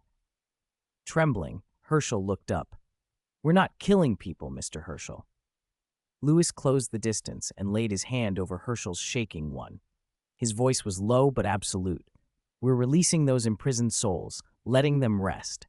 Herschel stared into Louis's eyes as if seeking absolution. 2 tears tracked down his cheeks. With hands that trembled, he dug out a ring of keys from his shirt and set them on the table. "Take them. Out," he whispered. The afternoon sun slid west, casting a blood-tinted light over the farm. In front of the barn, Everyone fell into a loose semicircle, keeping their distance. Rick and the others held their guns, but at Herschel's request, the muzzles were pointed to the ground. "These are my family, my friends, my neighbors," he said. He refused any help beyond that. The old man shrugged off his jacket, rolled up his sleeves, and picked up a long-handled pitchfork, the tines sharpened.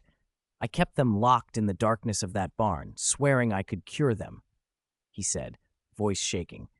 "Now God has given an answer. This guilt must end by my own hands." He stood before the barn doors, drew a deep breath, and nodded to Marge and Shane. "Open it. Just a crack. 115. Good night." The heavy wooden door creaked as it slid open, revealing a gap barely wide enough for one person. Sunlight fought its way into the darkness, but instead of warmth, it stirred the long-settled, deathly air inside the barn. A thick, putrid stench hit them all at once. Something in the shadows sensed the living and grew restless, low snarls echoing from within. A walker shoved its kin aside and stumbled into the light. An old man in faded overalls, hair thinning, skin gray and rotted, mouth agape, cloudy eyes rolling, lunging blindly at the living. Herschel stood in the sun with a complicated expression, his gaze passing through the decayed shell as if he could see the man he'd known before the rot. "That's Richard," he said softly, in the casual tone of someone chatting on a porch. "He used to complain about his joints when it rained, said it felt like someone was hammering a chisel into his bones, said he never slept well, tossing and turning." The walker lunged. Iron met flesh with a dull thud, ending that ceaseless hunger. "Sleep now, Richard." Herschel pulled the pitchfork free and whispered, "It won't hurt any more tonight." Another body fell. A woman in a floral apron, Mrs. Baker, her plumpness gone, the ribbon at her waist still tied in a bow. Herschel's fingers tightened on the handle. "Every Sunday the wind would carry the smell from her kitchen," he said. "Her apple pies, best in town. When they were hot, even the pickiest child would drool." The pitchfork drove home. Memories of fresh pastries and afternoon light shattered with the splatter of rotten blood and returned to dust. Then a third, a fourth. Walkers squeezed through the gap one after another. Herschel's arm moved mechanically, sweat mixed with dust tracking down his weathered cheeks. With every kill he took a little more of their past away, stripping names and faces back to ragged shells. Old George, that miser. He'd turned red over 2 lost coins in a card game, owes me 2 packs of cigarettes he never brought back. He kicked a lunging walker and finished it, then managed a bitter smile. "Looks like that debt'll just rot in the ledger." "Wilton, I never liked him much," he went on. "Sharp-tongued, always complaining my cows were too loud. We fought for days over a fence." Herschel looked down at a face that still had something of that pettiness in it, the light in his own eyes dimming. "But Lord, looking at him now, I find myself missing those stupid arguments. At least then the world was normal. We were just 2 people angry over nothing." Bodies piled at his feet. The walkers, once simply nauseating, took on different shapes in everyone's minds as Herschel spoke. Neighbors who prayed on Sundays, drunks boasting in bars, housewives in their kitchens. The apocalypse had come too fast. No time for goodbyes. Life had ended hurriedly, sealing all the unsaid love and hate inside rotting throats. The air felt stifling. Even Merle, who usually found fault with everything, had no words. He leaned against the fence, staring, cigarette burning down to his fingers without him noticing. They stood in a hush, watching this peculiar funeral, bearing witness to a small corner of the old world collapsing. Herschel's strength was fading, but he kept his back straight. Then a familiar figure stumbled out of the deeper shadow, wearing the dress she'd loved best, now soaked in foul blood. Her head turned toward Herschel, where love had once lived, only a craving for flesh remained. "Mom." Beth reached out, a sob catching her, and lunged forward, checked by Marge's restraining hand. Herschel froze. The walker snarled, predator excitement in its movements, and lurched toward him. That was his wife. Annette, the woman who'd left a light on for him, who'd set out tea when he came in from chores. Herschel's pitchfork rose, then slumped, trembling. He could not bring himself to strike. The smiling wife he remembered and the horrid thing before him overlapped and tore at his heart. He called her name, Annette. The creature did not stop for grief. It opened its mouth and advanced. Rick and the others tensed, guns ready, but Marge moved faster than anyone. Like an arrow loosed, she ran forward with a short knife. The blade sank home through the temple, severing the last thread tethering that shell to the world.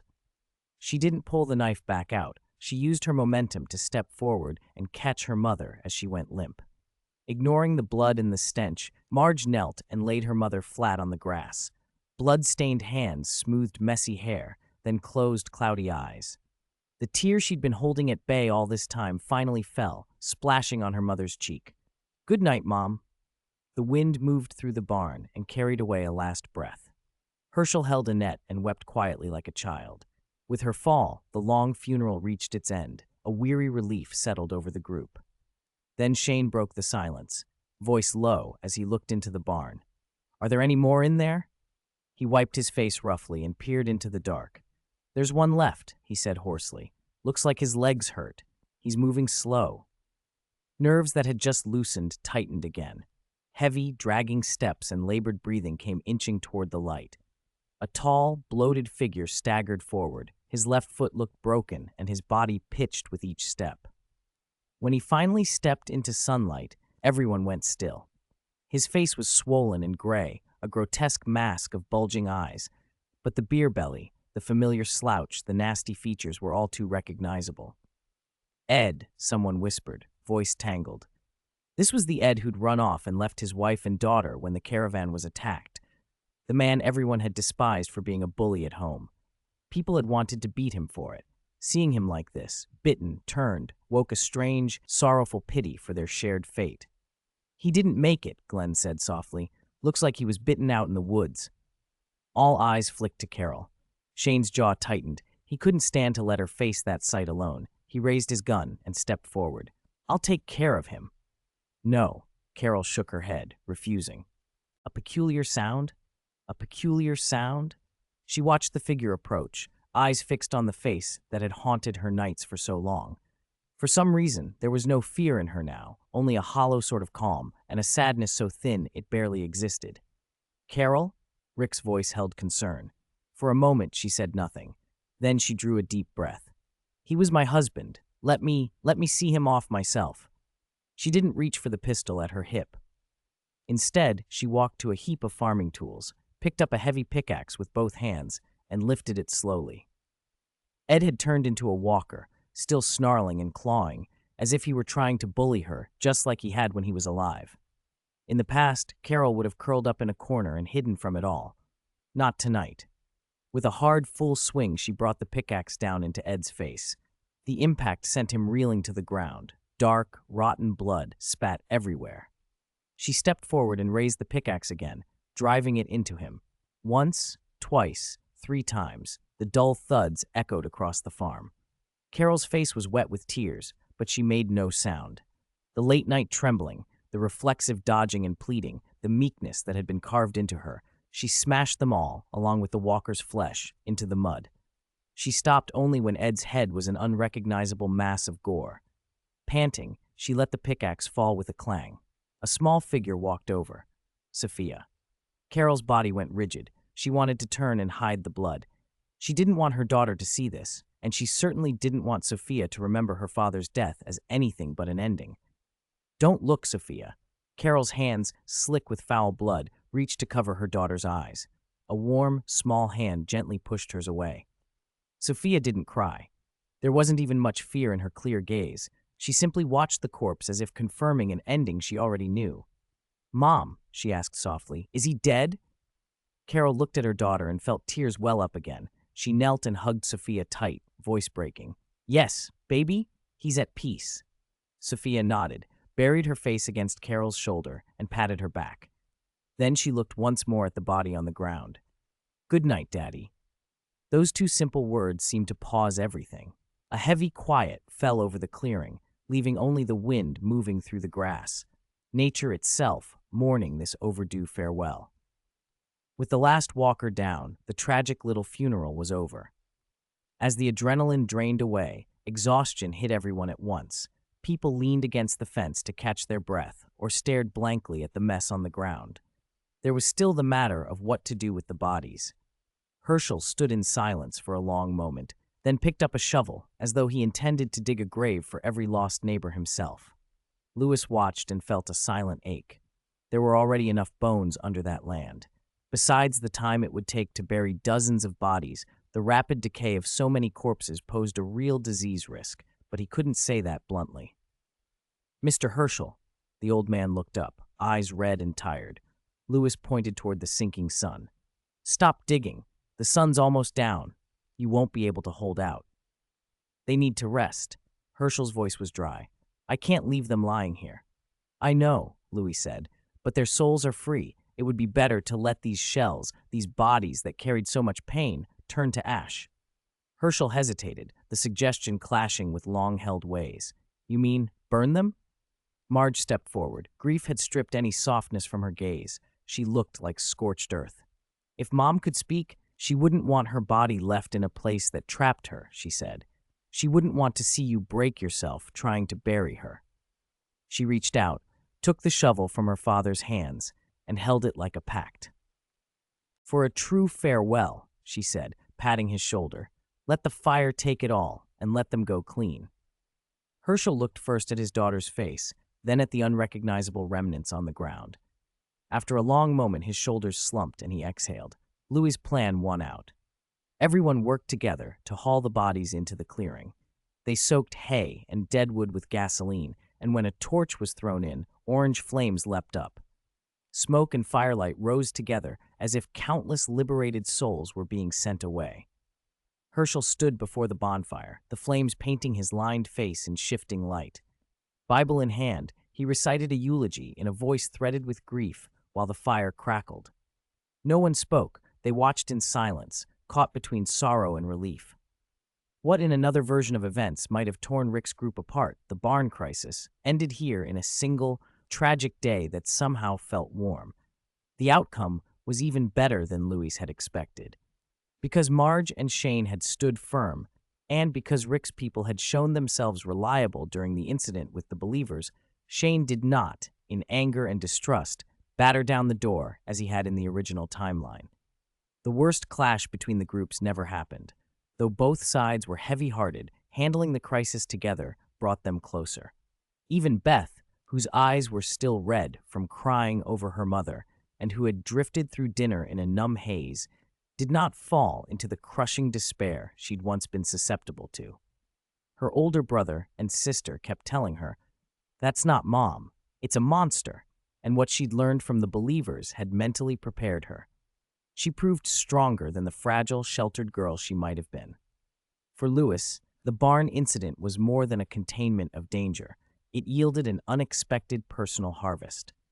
That night, alone in his room, he stared at the leather suitcase on the table and could not shake it. A few hours earlier, when Marge had ended her mother's pain and quietly said goodnight, Louis had felt a vibration at his ear, like a whisper through fog. "Good night." The voice was faint, as if coming through a veil, but he was sure he hadn't imagined it. It was the third time, 117, searching for energy. Could these be the voices of the dead? Louis murmured, narrowing his eyes. He drew his 19 and cast the revealing spell across the trunk again. This time, a familiar, faint fluorescence shimmered over the wood. It didn't project images of Hogwarts or teleport anything like before, but Louis could feel the trunk had woken up. It was like a device beginning to charge. The power wasn't enough to make a call, but the indicator light had come on. "My direction seems right," he said. He stroked his chin, thinking fast. If the first why had been the shepherd's cry of despair when his ambitions were crushed, if the second thank you been the calm acceptance of the elderly at the nursing home determined not to be a burden on their descendants, then this good night must be the peace of a captive soul finally released. He didn't know why he could hear these things, but the three voices had one thing in common. They all came from death. Yet ordinary death wasn't enough. People died every day. Louis had killed walkers and seen patients die in hospitals, but the trunk had never reacted. So simple death alone doesn't trigger it.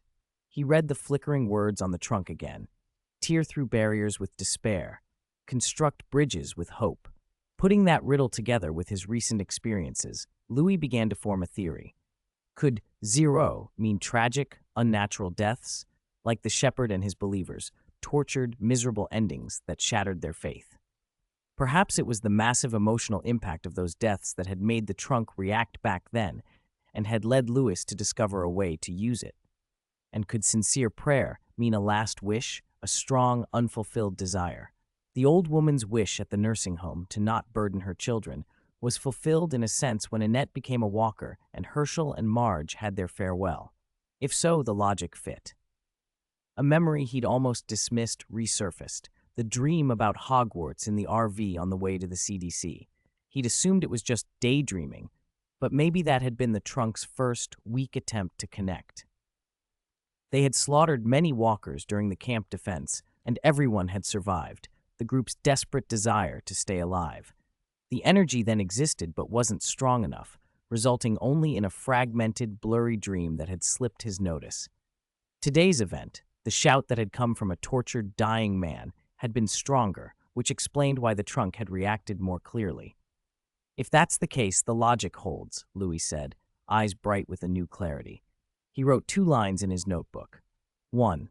Embers of destruction, create death. 2. Sincere prayer, fulfill a wish. It was only a hypothesis. It could still simply mean souls of the dead or a specific emotional fluctuation. Even the last wish might be Louis's projection. He needed proof. Verifying the conjecture, he conceded, would be messy. Embers of destruction was the easy part. In this post-apocalyptic world, scoundrels and villains were plentiful. Finding someone like the shepherd and arranging an end for them wouldn't weigh on his conscience. It could be framed as removing a threat. The hard part was sincere prayer. What counted as sincere? How strong did a wish need to be? Too subjective, too uncontrollable. He couldn't exactly abduct someone and conduct an interview about their final wish before killing them. Hey brother, before I do the deed, make a wish, preferably something artistic. Putting aside whether he'd ever be that perverse, even if he asked, who could guarantee the truth of the answer? Looks like the prayer part will be left to chance or planned for the long term, he muttered. He locked the trunk and sighed. The bridge was hard to build, but there was nothing to stop him from preparing the fuel. Maybe one type of energy at sufficient strength could force the door a little. He felt a flicker of gratitude as he thought back. If not for the shepherd's anguished shout on that rainy night, he might never have found the trunk's problem, never made that call to Hogwarts. The shepherd had done him a huge favor in death. He should thank him. The next morning, the farm was in a small uproar. Herschel was gone. Beth had found her father's late wife's things pulled from their chests and strewn across the bed.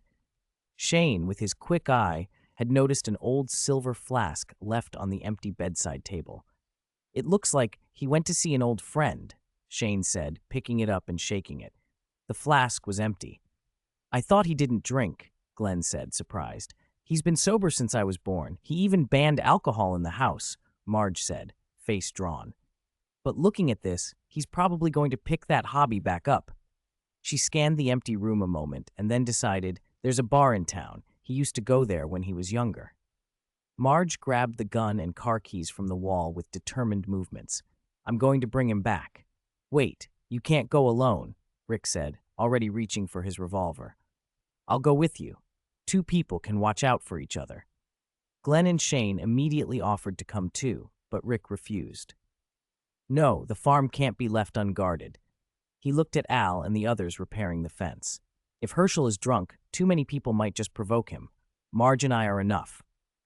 In the end, only Rick, Marge, and one other person went, Louis. I'm going too, he said. When Louis slung his bag over his shoulder and climbed into the back seat, Rick's jaw tightened. He didn't like the idea of taking Louis into danger, but the 11's determination was unshakable. He barreled through reasons Rick couldn't easily argue against. After a brief, futile standoff and a long look into Louis's resolute eyes, Rick sighed and gave in. Fine, he said, buckling his seatbelt and studying Louis in the rearview mirror. Stay close to me at all times. No running off. No problem, Louis agreed, though other calculations were running through his head. His insistence on coming had 2 simple reasons. First, in the story he remembered, on the night Herschel would go out drinking, the bar would get 2 uninvited visitors that led to a tragic gunfight. Even though the plot had changed, Luis wanted to check whether that threat might still exist. Second, his theory about the trunk had made him eager. If two thugs looking for death turned up, he wouldn't mind using them to test his hypothesis that Zero helped charge the trunk.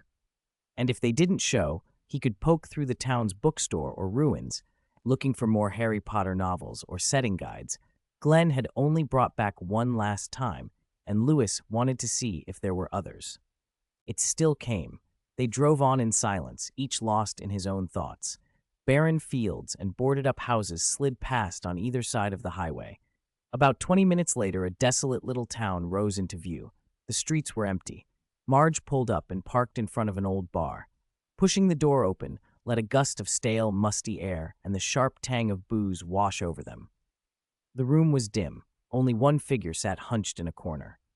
Herschel had half a bottle of whiskey and an empty glass in front of him. He looked older than he had the day before, as if the world had taken a piece of him overnight. Hearing them enter, he turned slowly. When he saw Marge, surprise and something closer to panic flickered across his cloudy eyes. "Marge? How did you? You shouldn't be here. It's dangerous."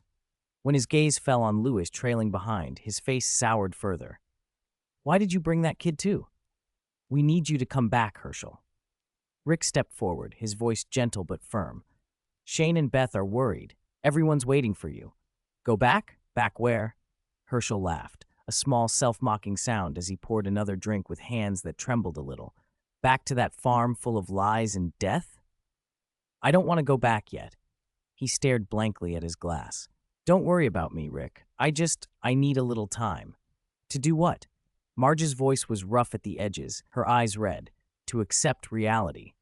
Herschel closed his eyes, pain pulling at his features. "I lied to myself for too long. I thought if I kept the faith, if I kept going, everything could be like it was. But only yesterday did I understand the truth. This world has changed. I need time to accept this new, God-forsaken world." Louis didn't interrupt. He slipped to the back of the bar, muttering as he rummaged through the shelves, hoping to find anything useful.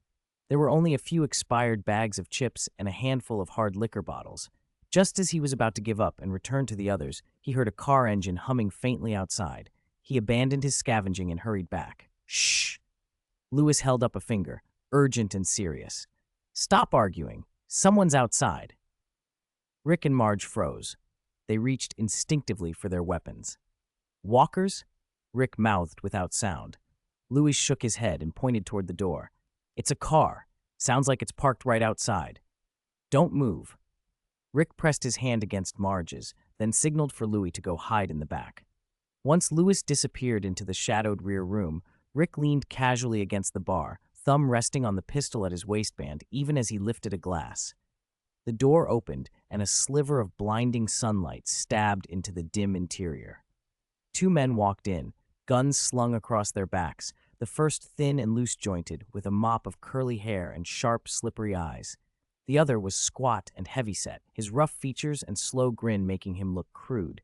"Yo, looks like this place is lively." The curly-haired man scanned the room, a playful smile on his lips. The fat man trailed behind. When his gaze landed on Marge, he whistled lewdly.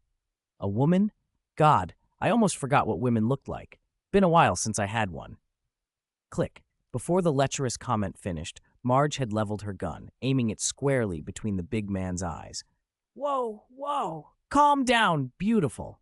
The curly-haired man instantly raised his hands and stepped between the fat man and Marge, his apologetic grin exaggerated. "No offense," he said placatingly. "My friend's not right. He don't know how to talk." To show he meant it, he deliberately drew his own pistol, set it on the nearest table with a flourish, and pushed it away from him. "See, no harm. Just travelers passing through, looking for a drink of water." Rick and Marge exchanged a look. Rick nodded minutely, and Marge eased her muzzle down, though her fingers stayed tight on the trigger. "We're all survivors," the curly-haired man went on. "No need to get tense. It ain't easy out here." He took a long pull from a bottle and slipped into small talk, probing as he spoke. "We came from Philadelphia, saw plenty of nasty things." "I heard about a religious group around here, the Believers," Marge said sharply. "Those lunatic persecuting folks, yammering about judgment," the curly-haired man said, clicking his tongue. "We almost ran into them. Looking at you, seems you haven't met them, right? Never seen them, Rick replied. The man smiled meaningfully. If you haven't, you're lucky. That bunch of believers wiped out overnight. Not a trace left. Places are quieter now. Might be safe to find a spot. How do you know that? Rick asked. Word of mouth. The man leaned forward, fixing Rick with a look. So what are you planning? Keep wandering? We're headed for Fort Benning, Rick said, throwing out the excuse he'd prepared. Fort Benning?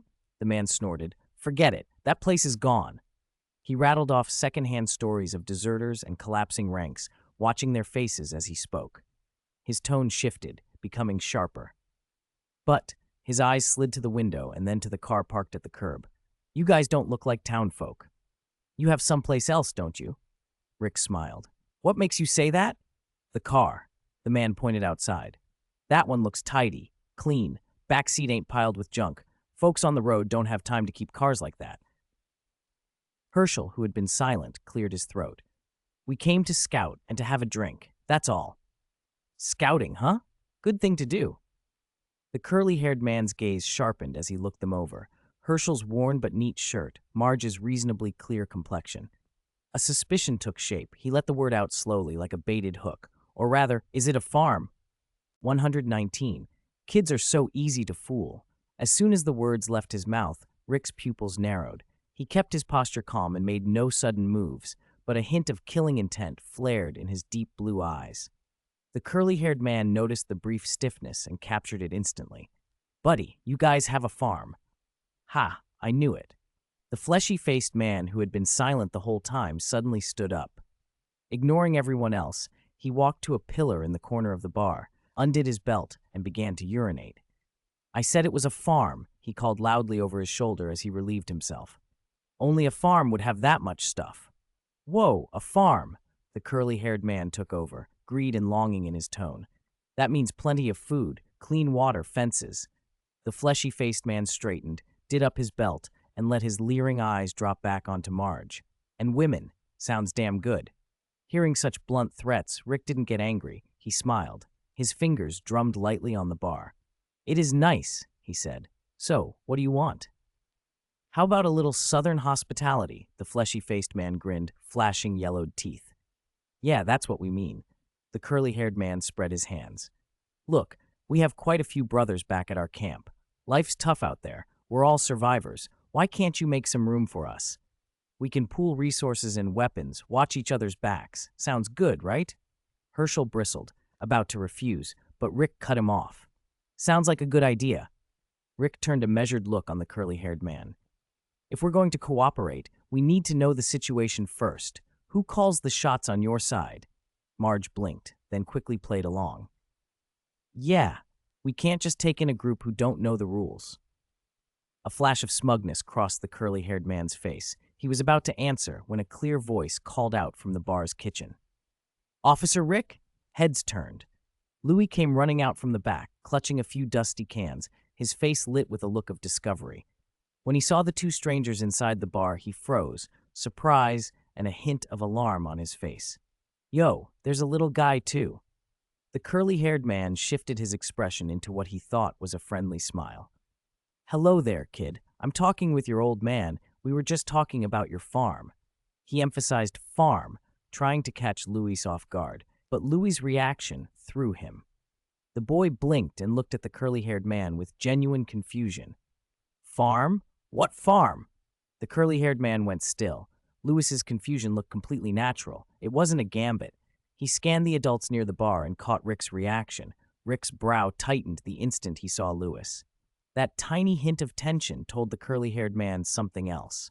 He inwardly cursed himself for being fooled by an honest-looking policeman whose posture gave nothing away. But he couldn't hide the smile curling his lips. Children really are easy to fool. If it wasn't a farm, then what explained their decent appearance? The greed in him only grew. Maybe these people were softer than they'd seemed. He looked back at Louis and let his gaze sweep over the boy's clean collar.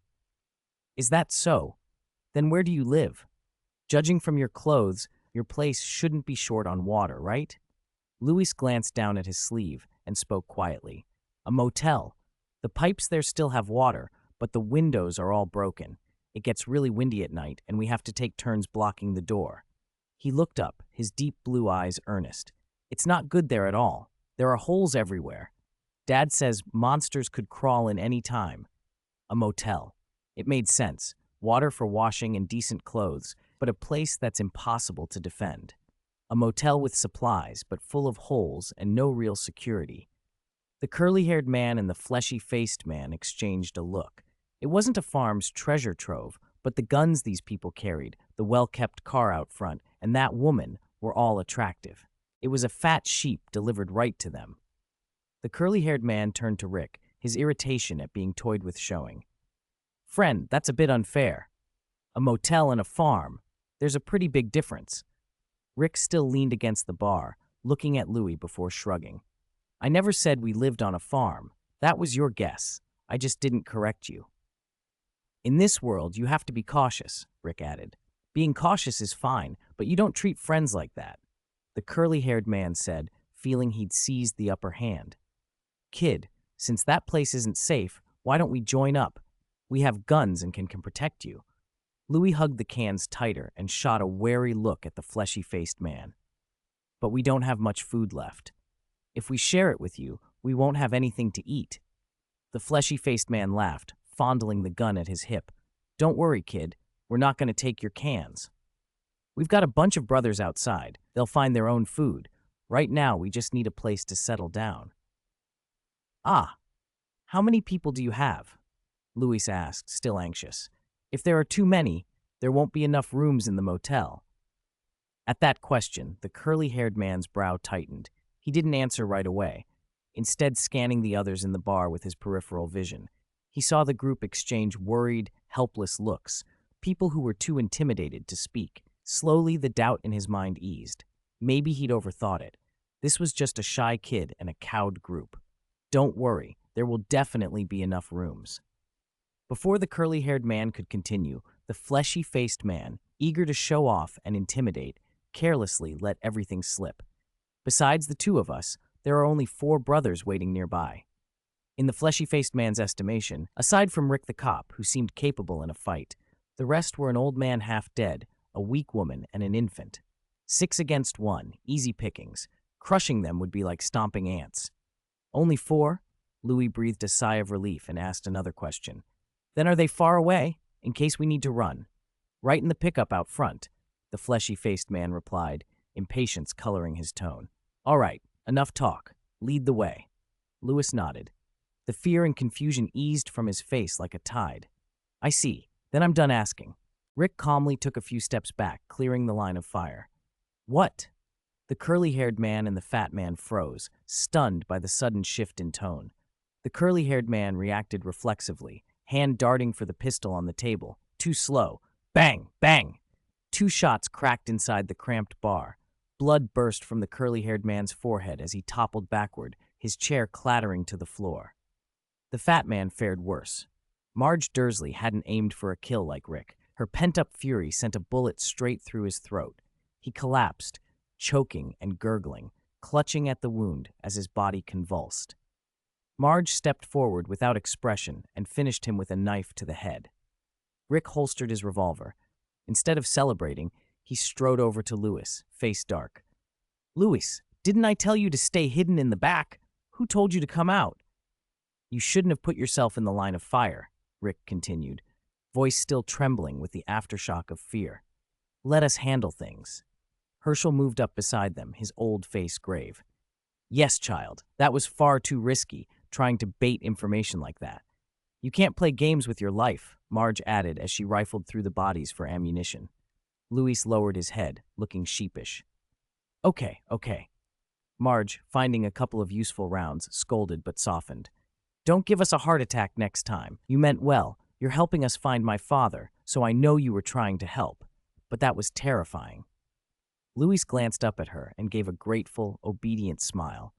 "I will. I'll be more careful." Herschel couldn't stay angry after that. He turned his glare to the person he felt had really been at fault. "Of course, Rick, this is largely your fault," he said sharply, jabbing a finger.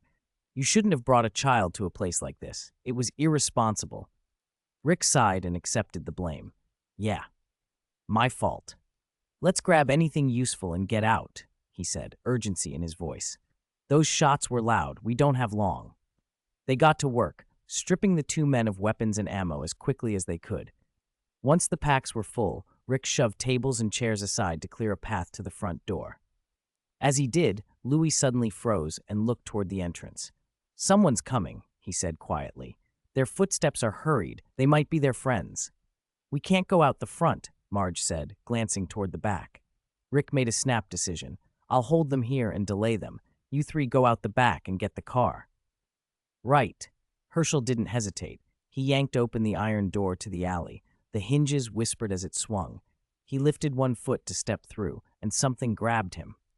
Don't go out, Louis hissed. Herschel stumbled and stared at Louis in confusion. Louis didn't answer with words. He leaned against the doorframe and pointed toward an abandoned car parked diagonally across the alley. Through the gap, two figures were visible in the shadow behind the car, using it for cover and creeping closer. Behind that car, Louis murmured, squinting. They're hiding there, moving this way. At that moment, a car engine roared outside the front door. The vehicle stopped in front of the bar, and several people clambered out, their footsteps and voices carrying through the morning air. Dave, Tony, a man called. Are you in there? Inside, it fell silent. I heard shots in here earlier, another voice said nervously. Maybe walkers or something. This place creeps me out. Shut up, the first man snapped. Hey, Dave, if you're in there, give us a shout. No answer, a younger voice added. Maybe they left? The car's still here. Where could they have gone? They circled the building and returned to the front door. This door's locked, someone said, rattling the handle. Anyone inside? If you're in there, listen, we don't want trouble. We're just looking for our friends, the leader shouted, then pounded on the wood. Rick pressed his back to the wall by the door, revolver in hand. He breathed slowly, eyes hard. Your friends aren't here, he called back. We didn't see anyone. What? Their car's out front, a voice protested. I don't know, Rick said flatly. They could have left, or they could be dead. It's got nothing to do with us. Let us in and we'll take a look, the leader demanded. We'll leave as soon as you confirm they're not here, one of them added. Rick's patience had been worn thin. After what they'd run into with that group of so-called believers, he had less tolerance for strangers barging in. This place is occupied by us, he said firmly. We don't want trouble, and we don't want anyone hurt. For everyone's sake, you'd better move on. There was a pause, then a reluctant tone. All right, fine, we won't bother you. Footsteps receded, just for a moment. Fuck you! Someone outside roared and gunfire erupted. Rat-tat-tat! Bullets shredded the thin wooden door, splintering wood and spraying the bar with shards and glass. Take cover, Rick yelled, flipping a table over for shield and returning fire. At the same time, the alley behind them tightened into a new kind of danger as the hidden figures finished their approach.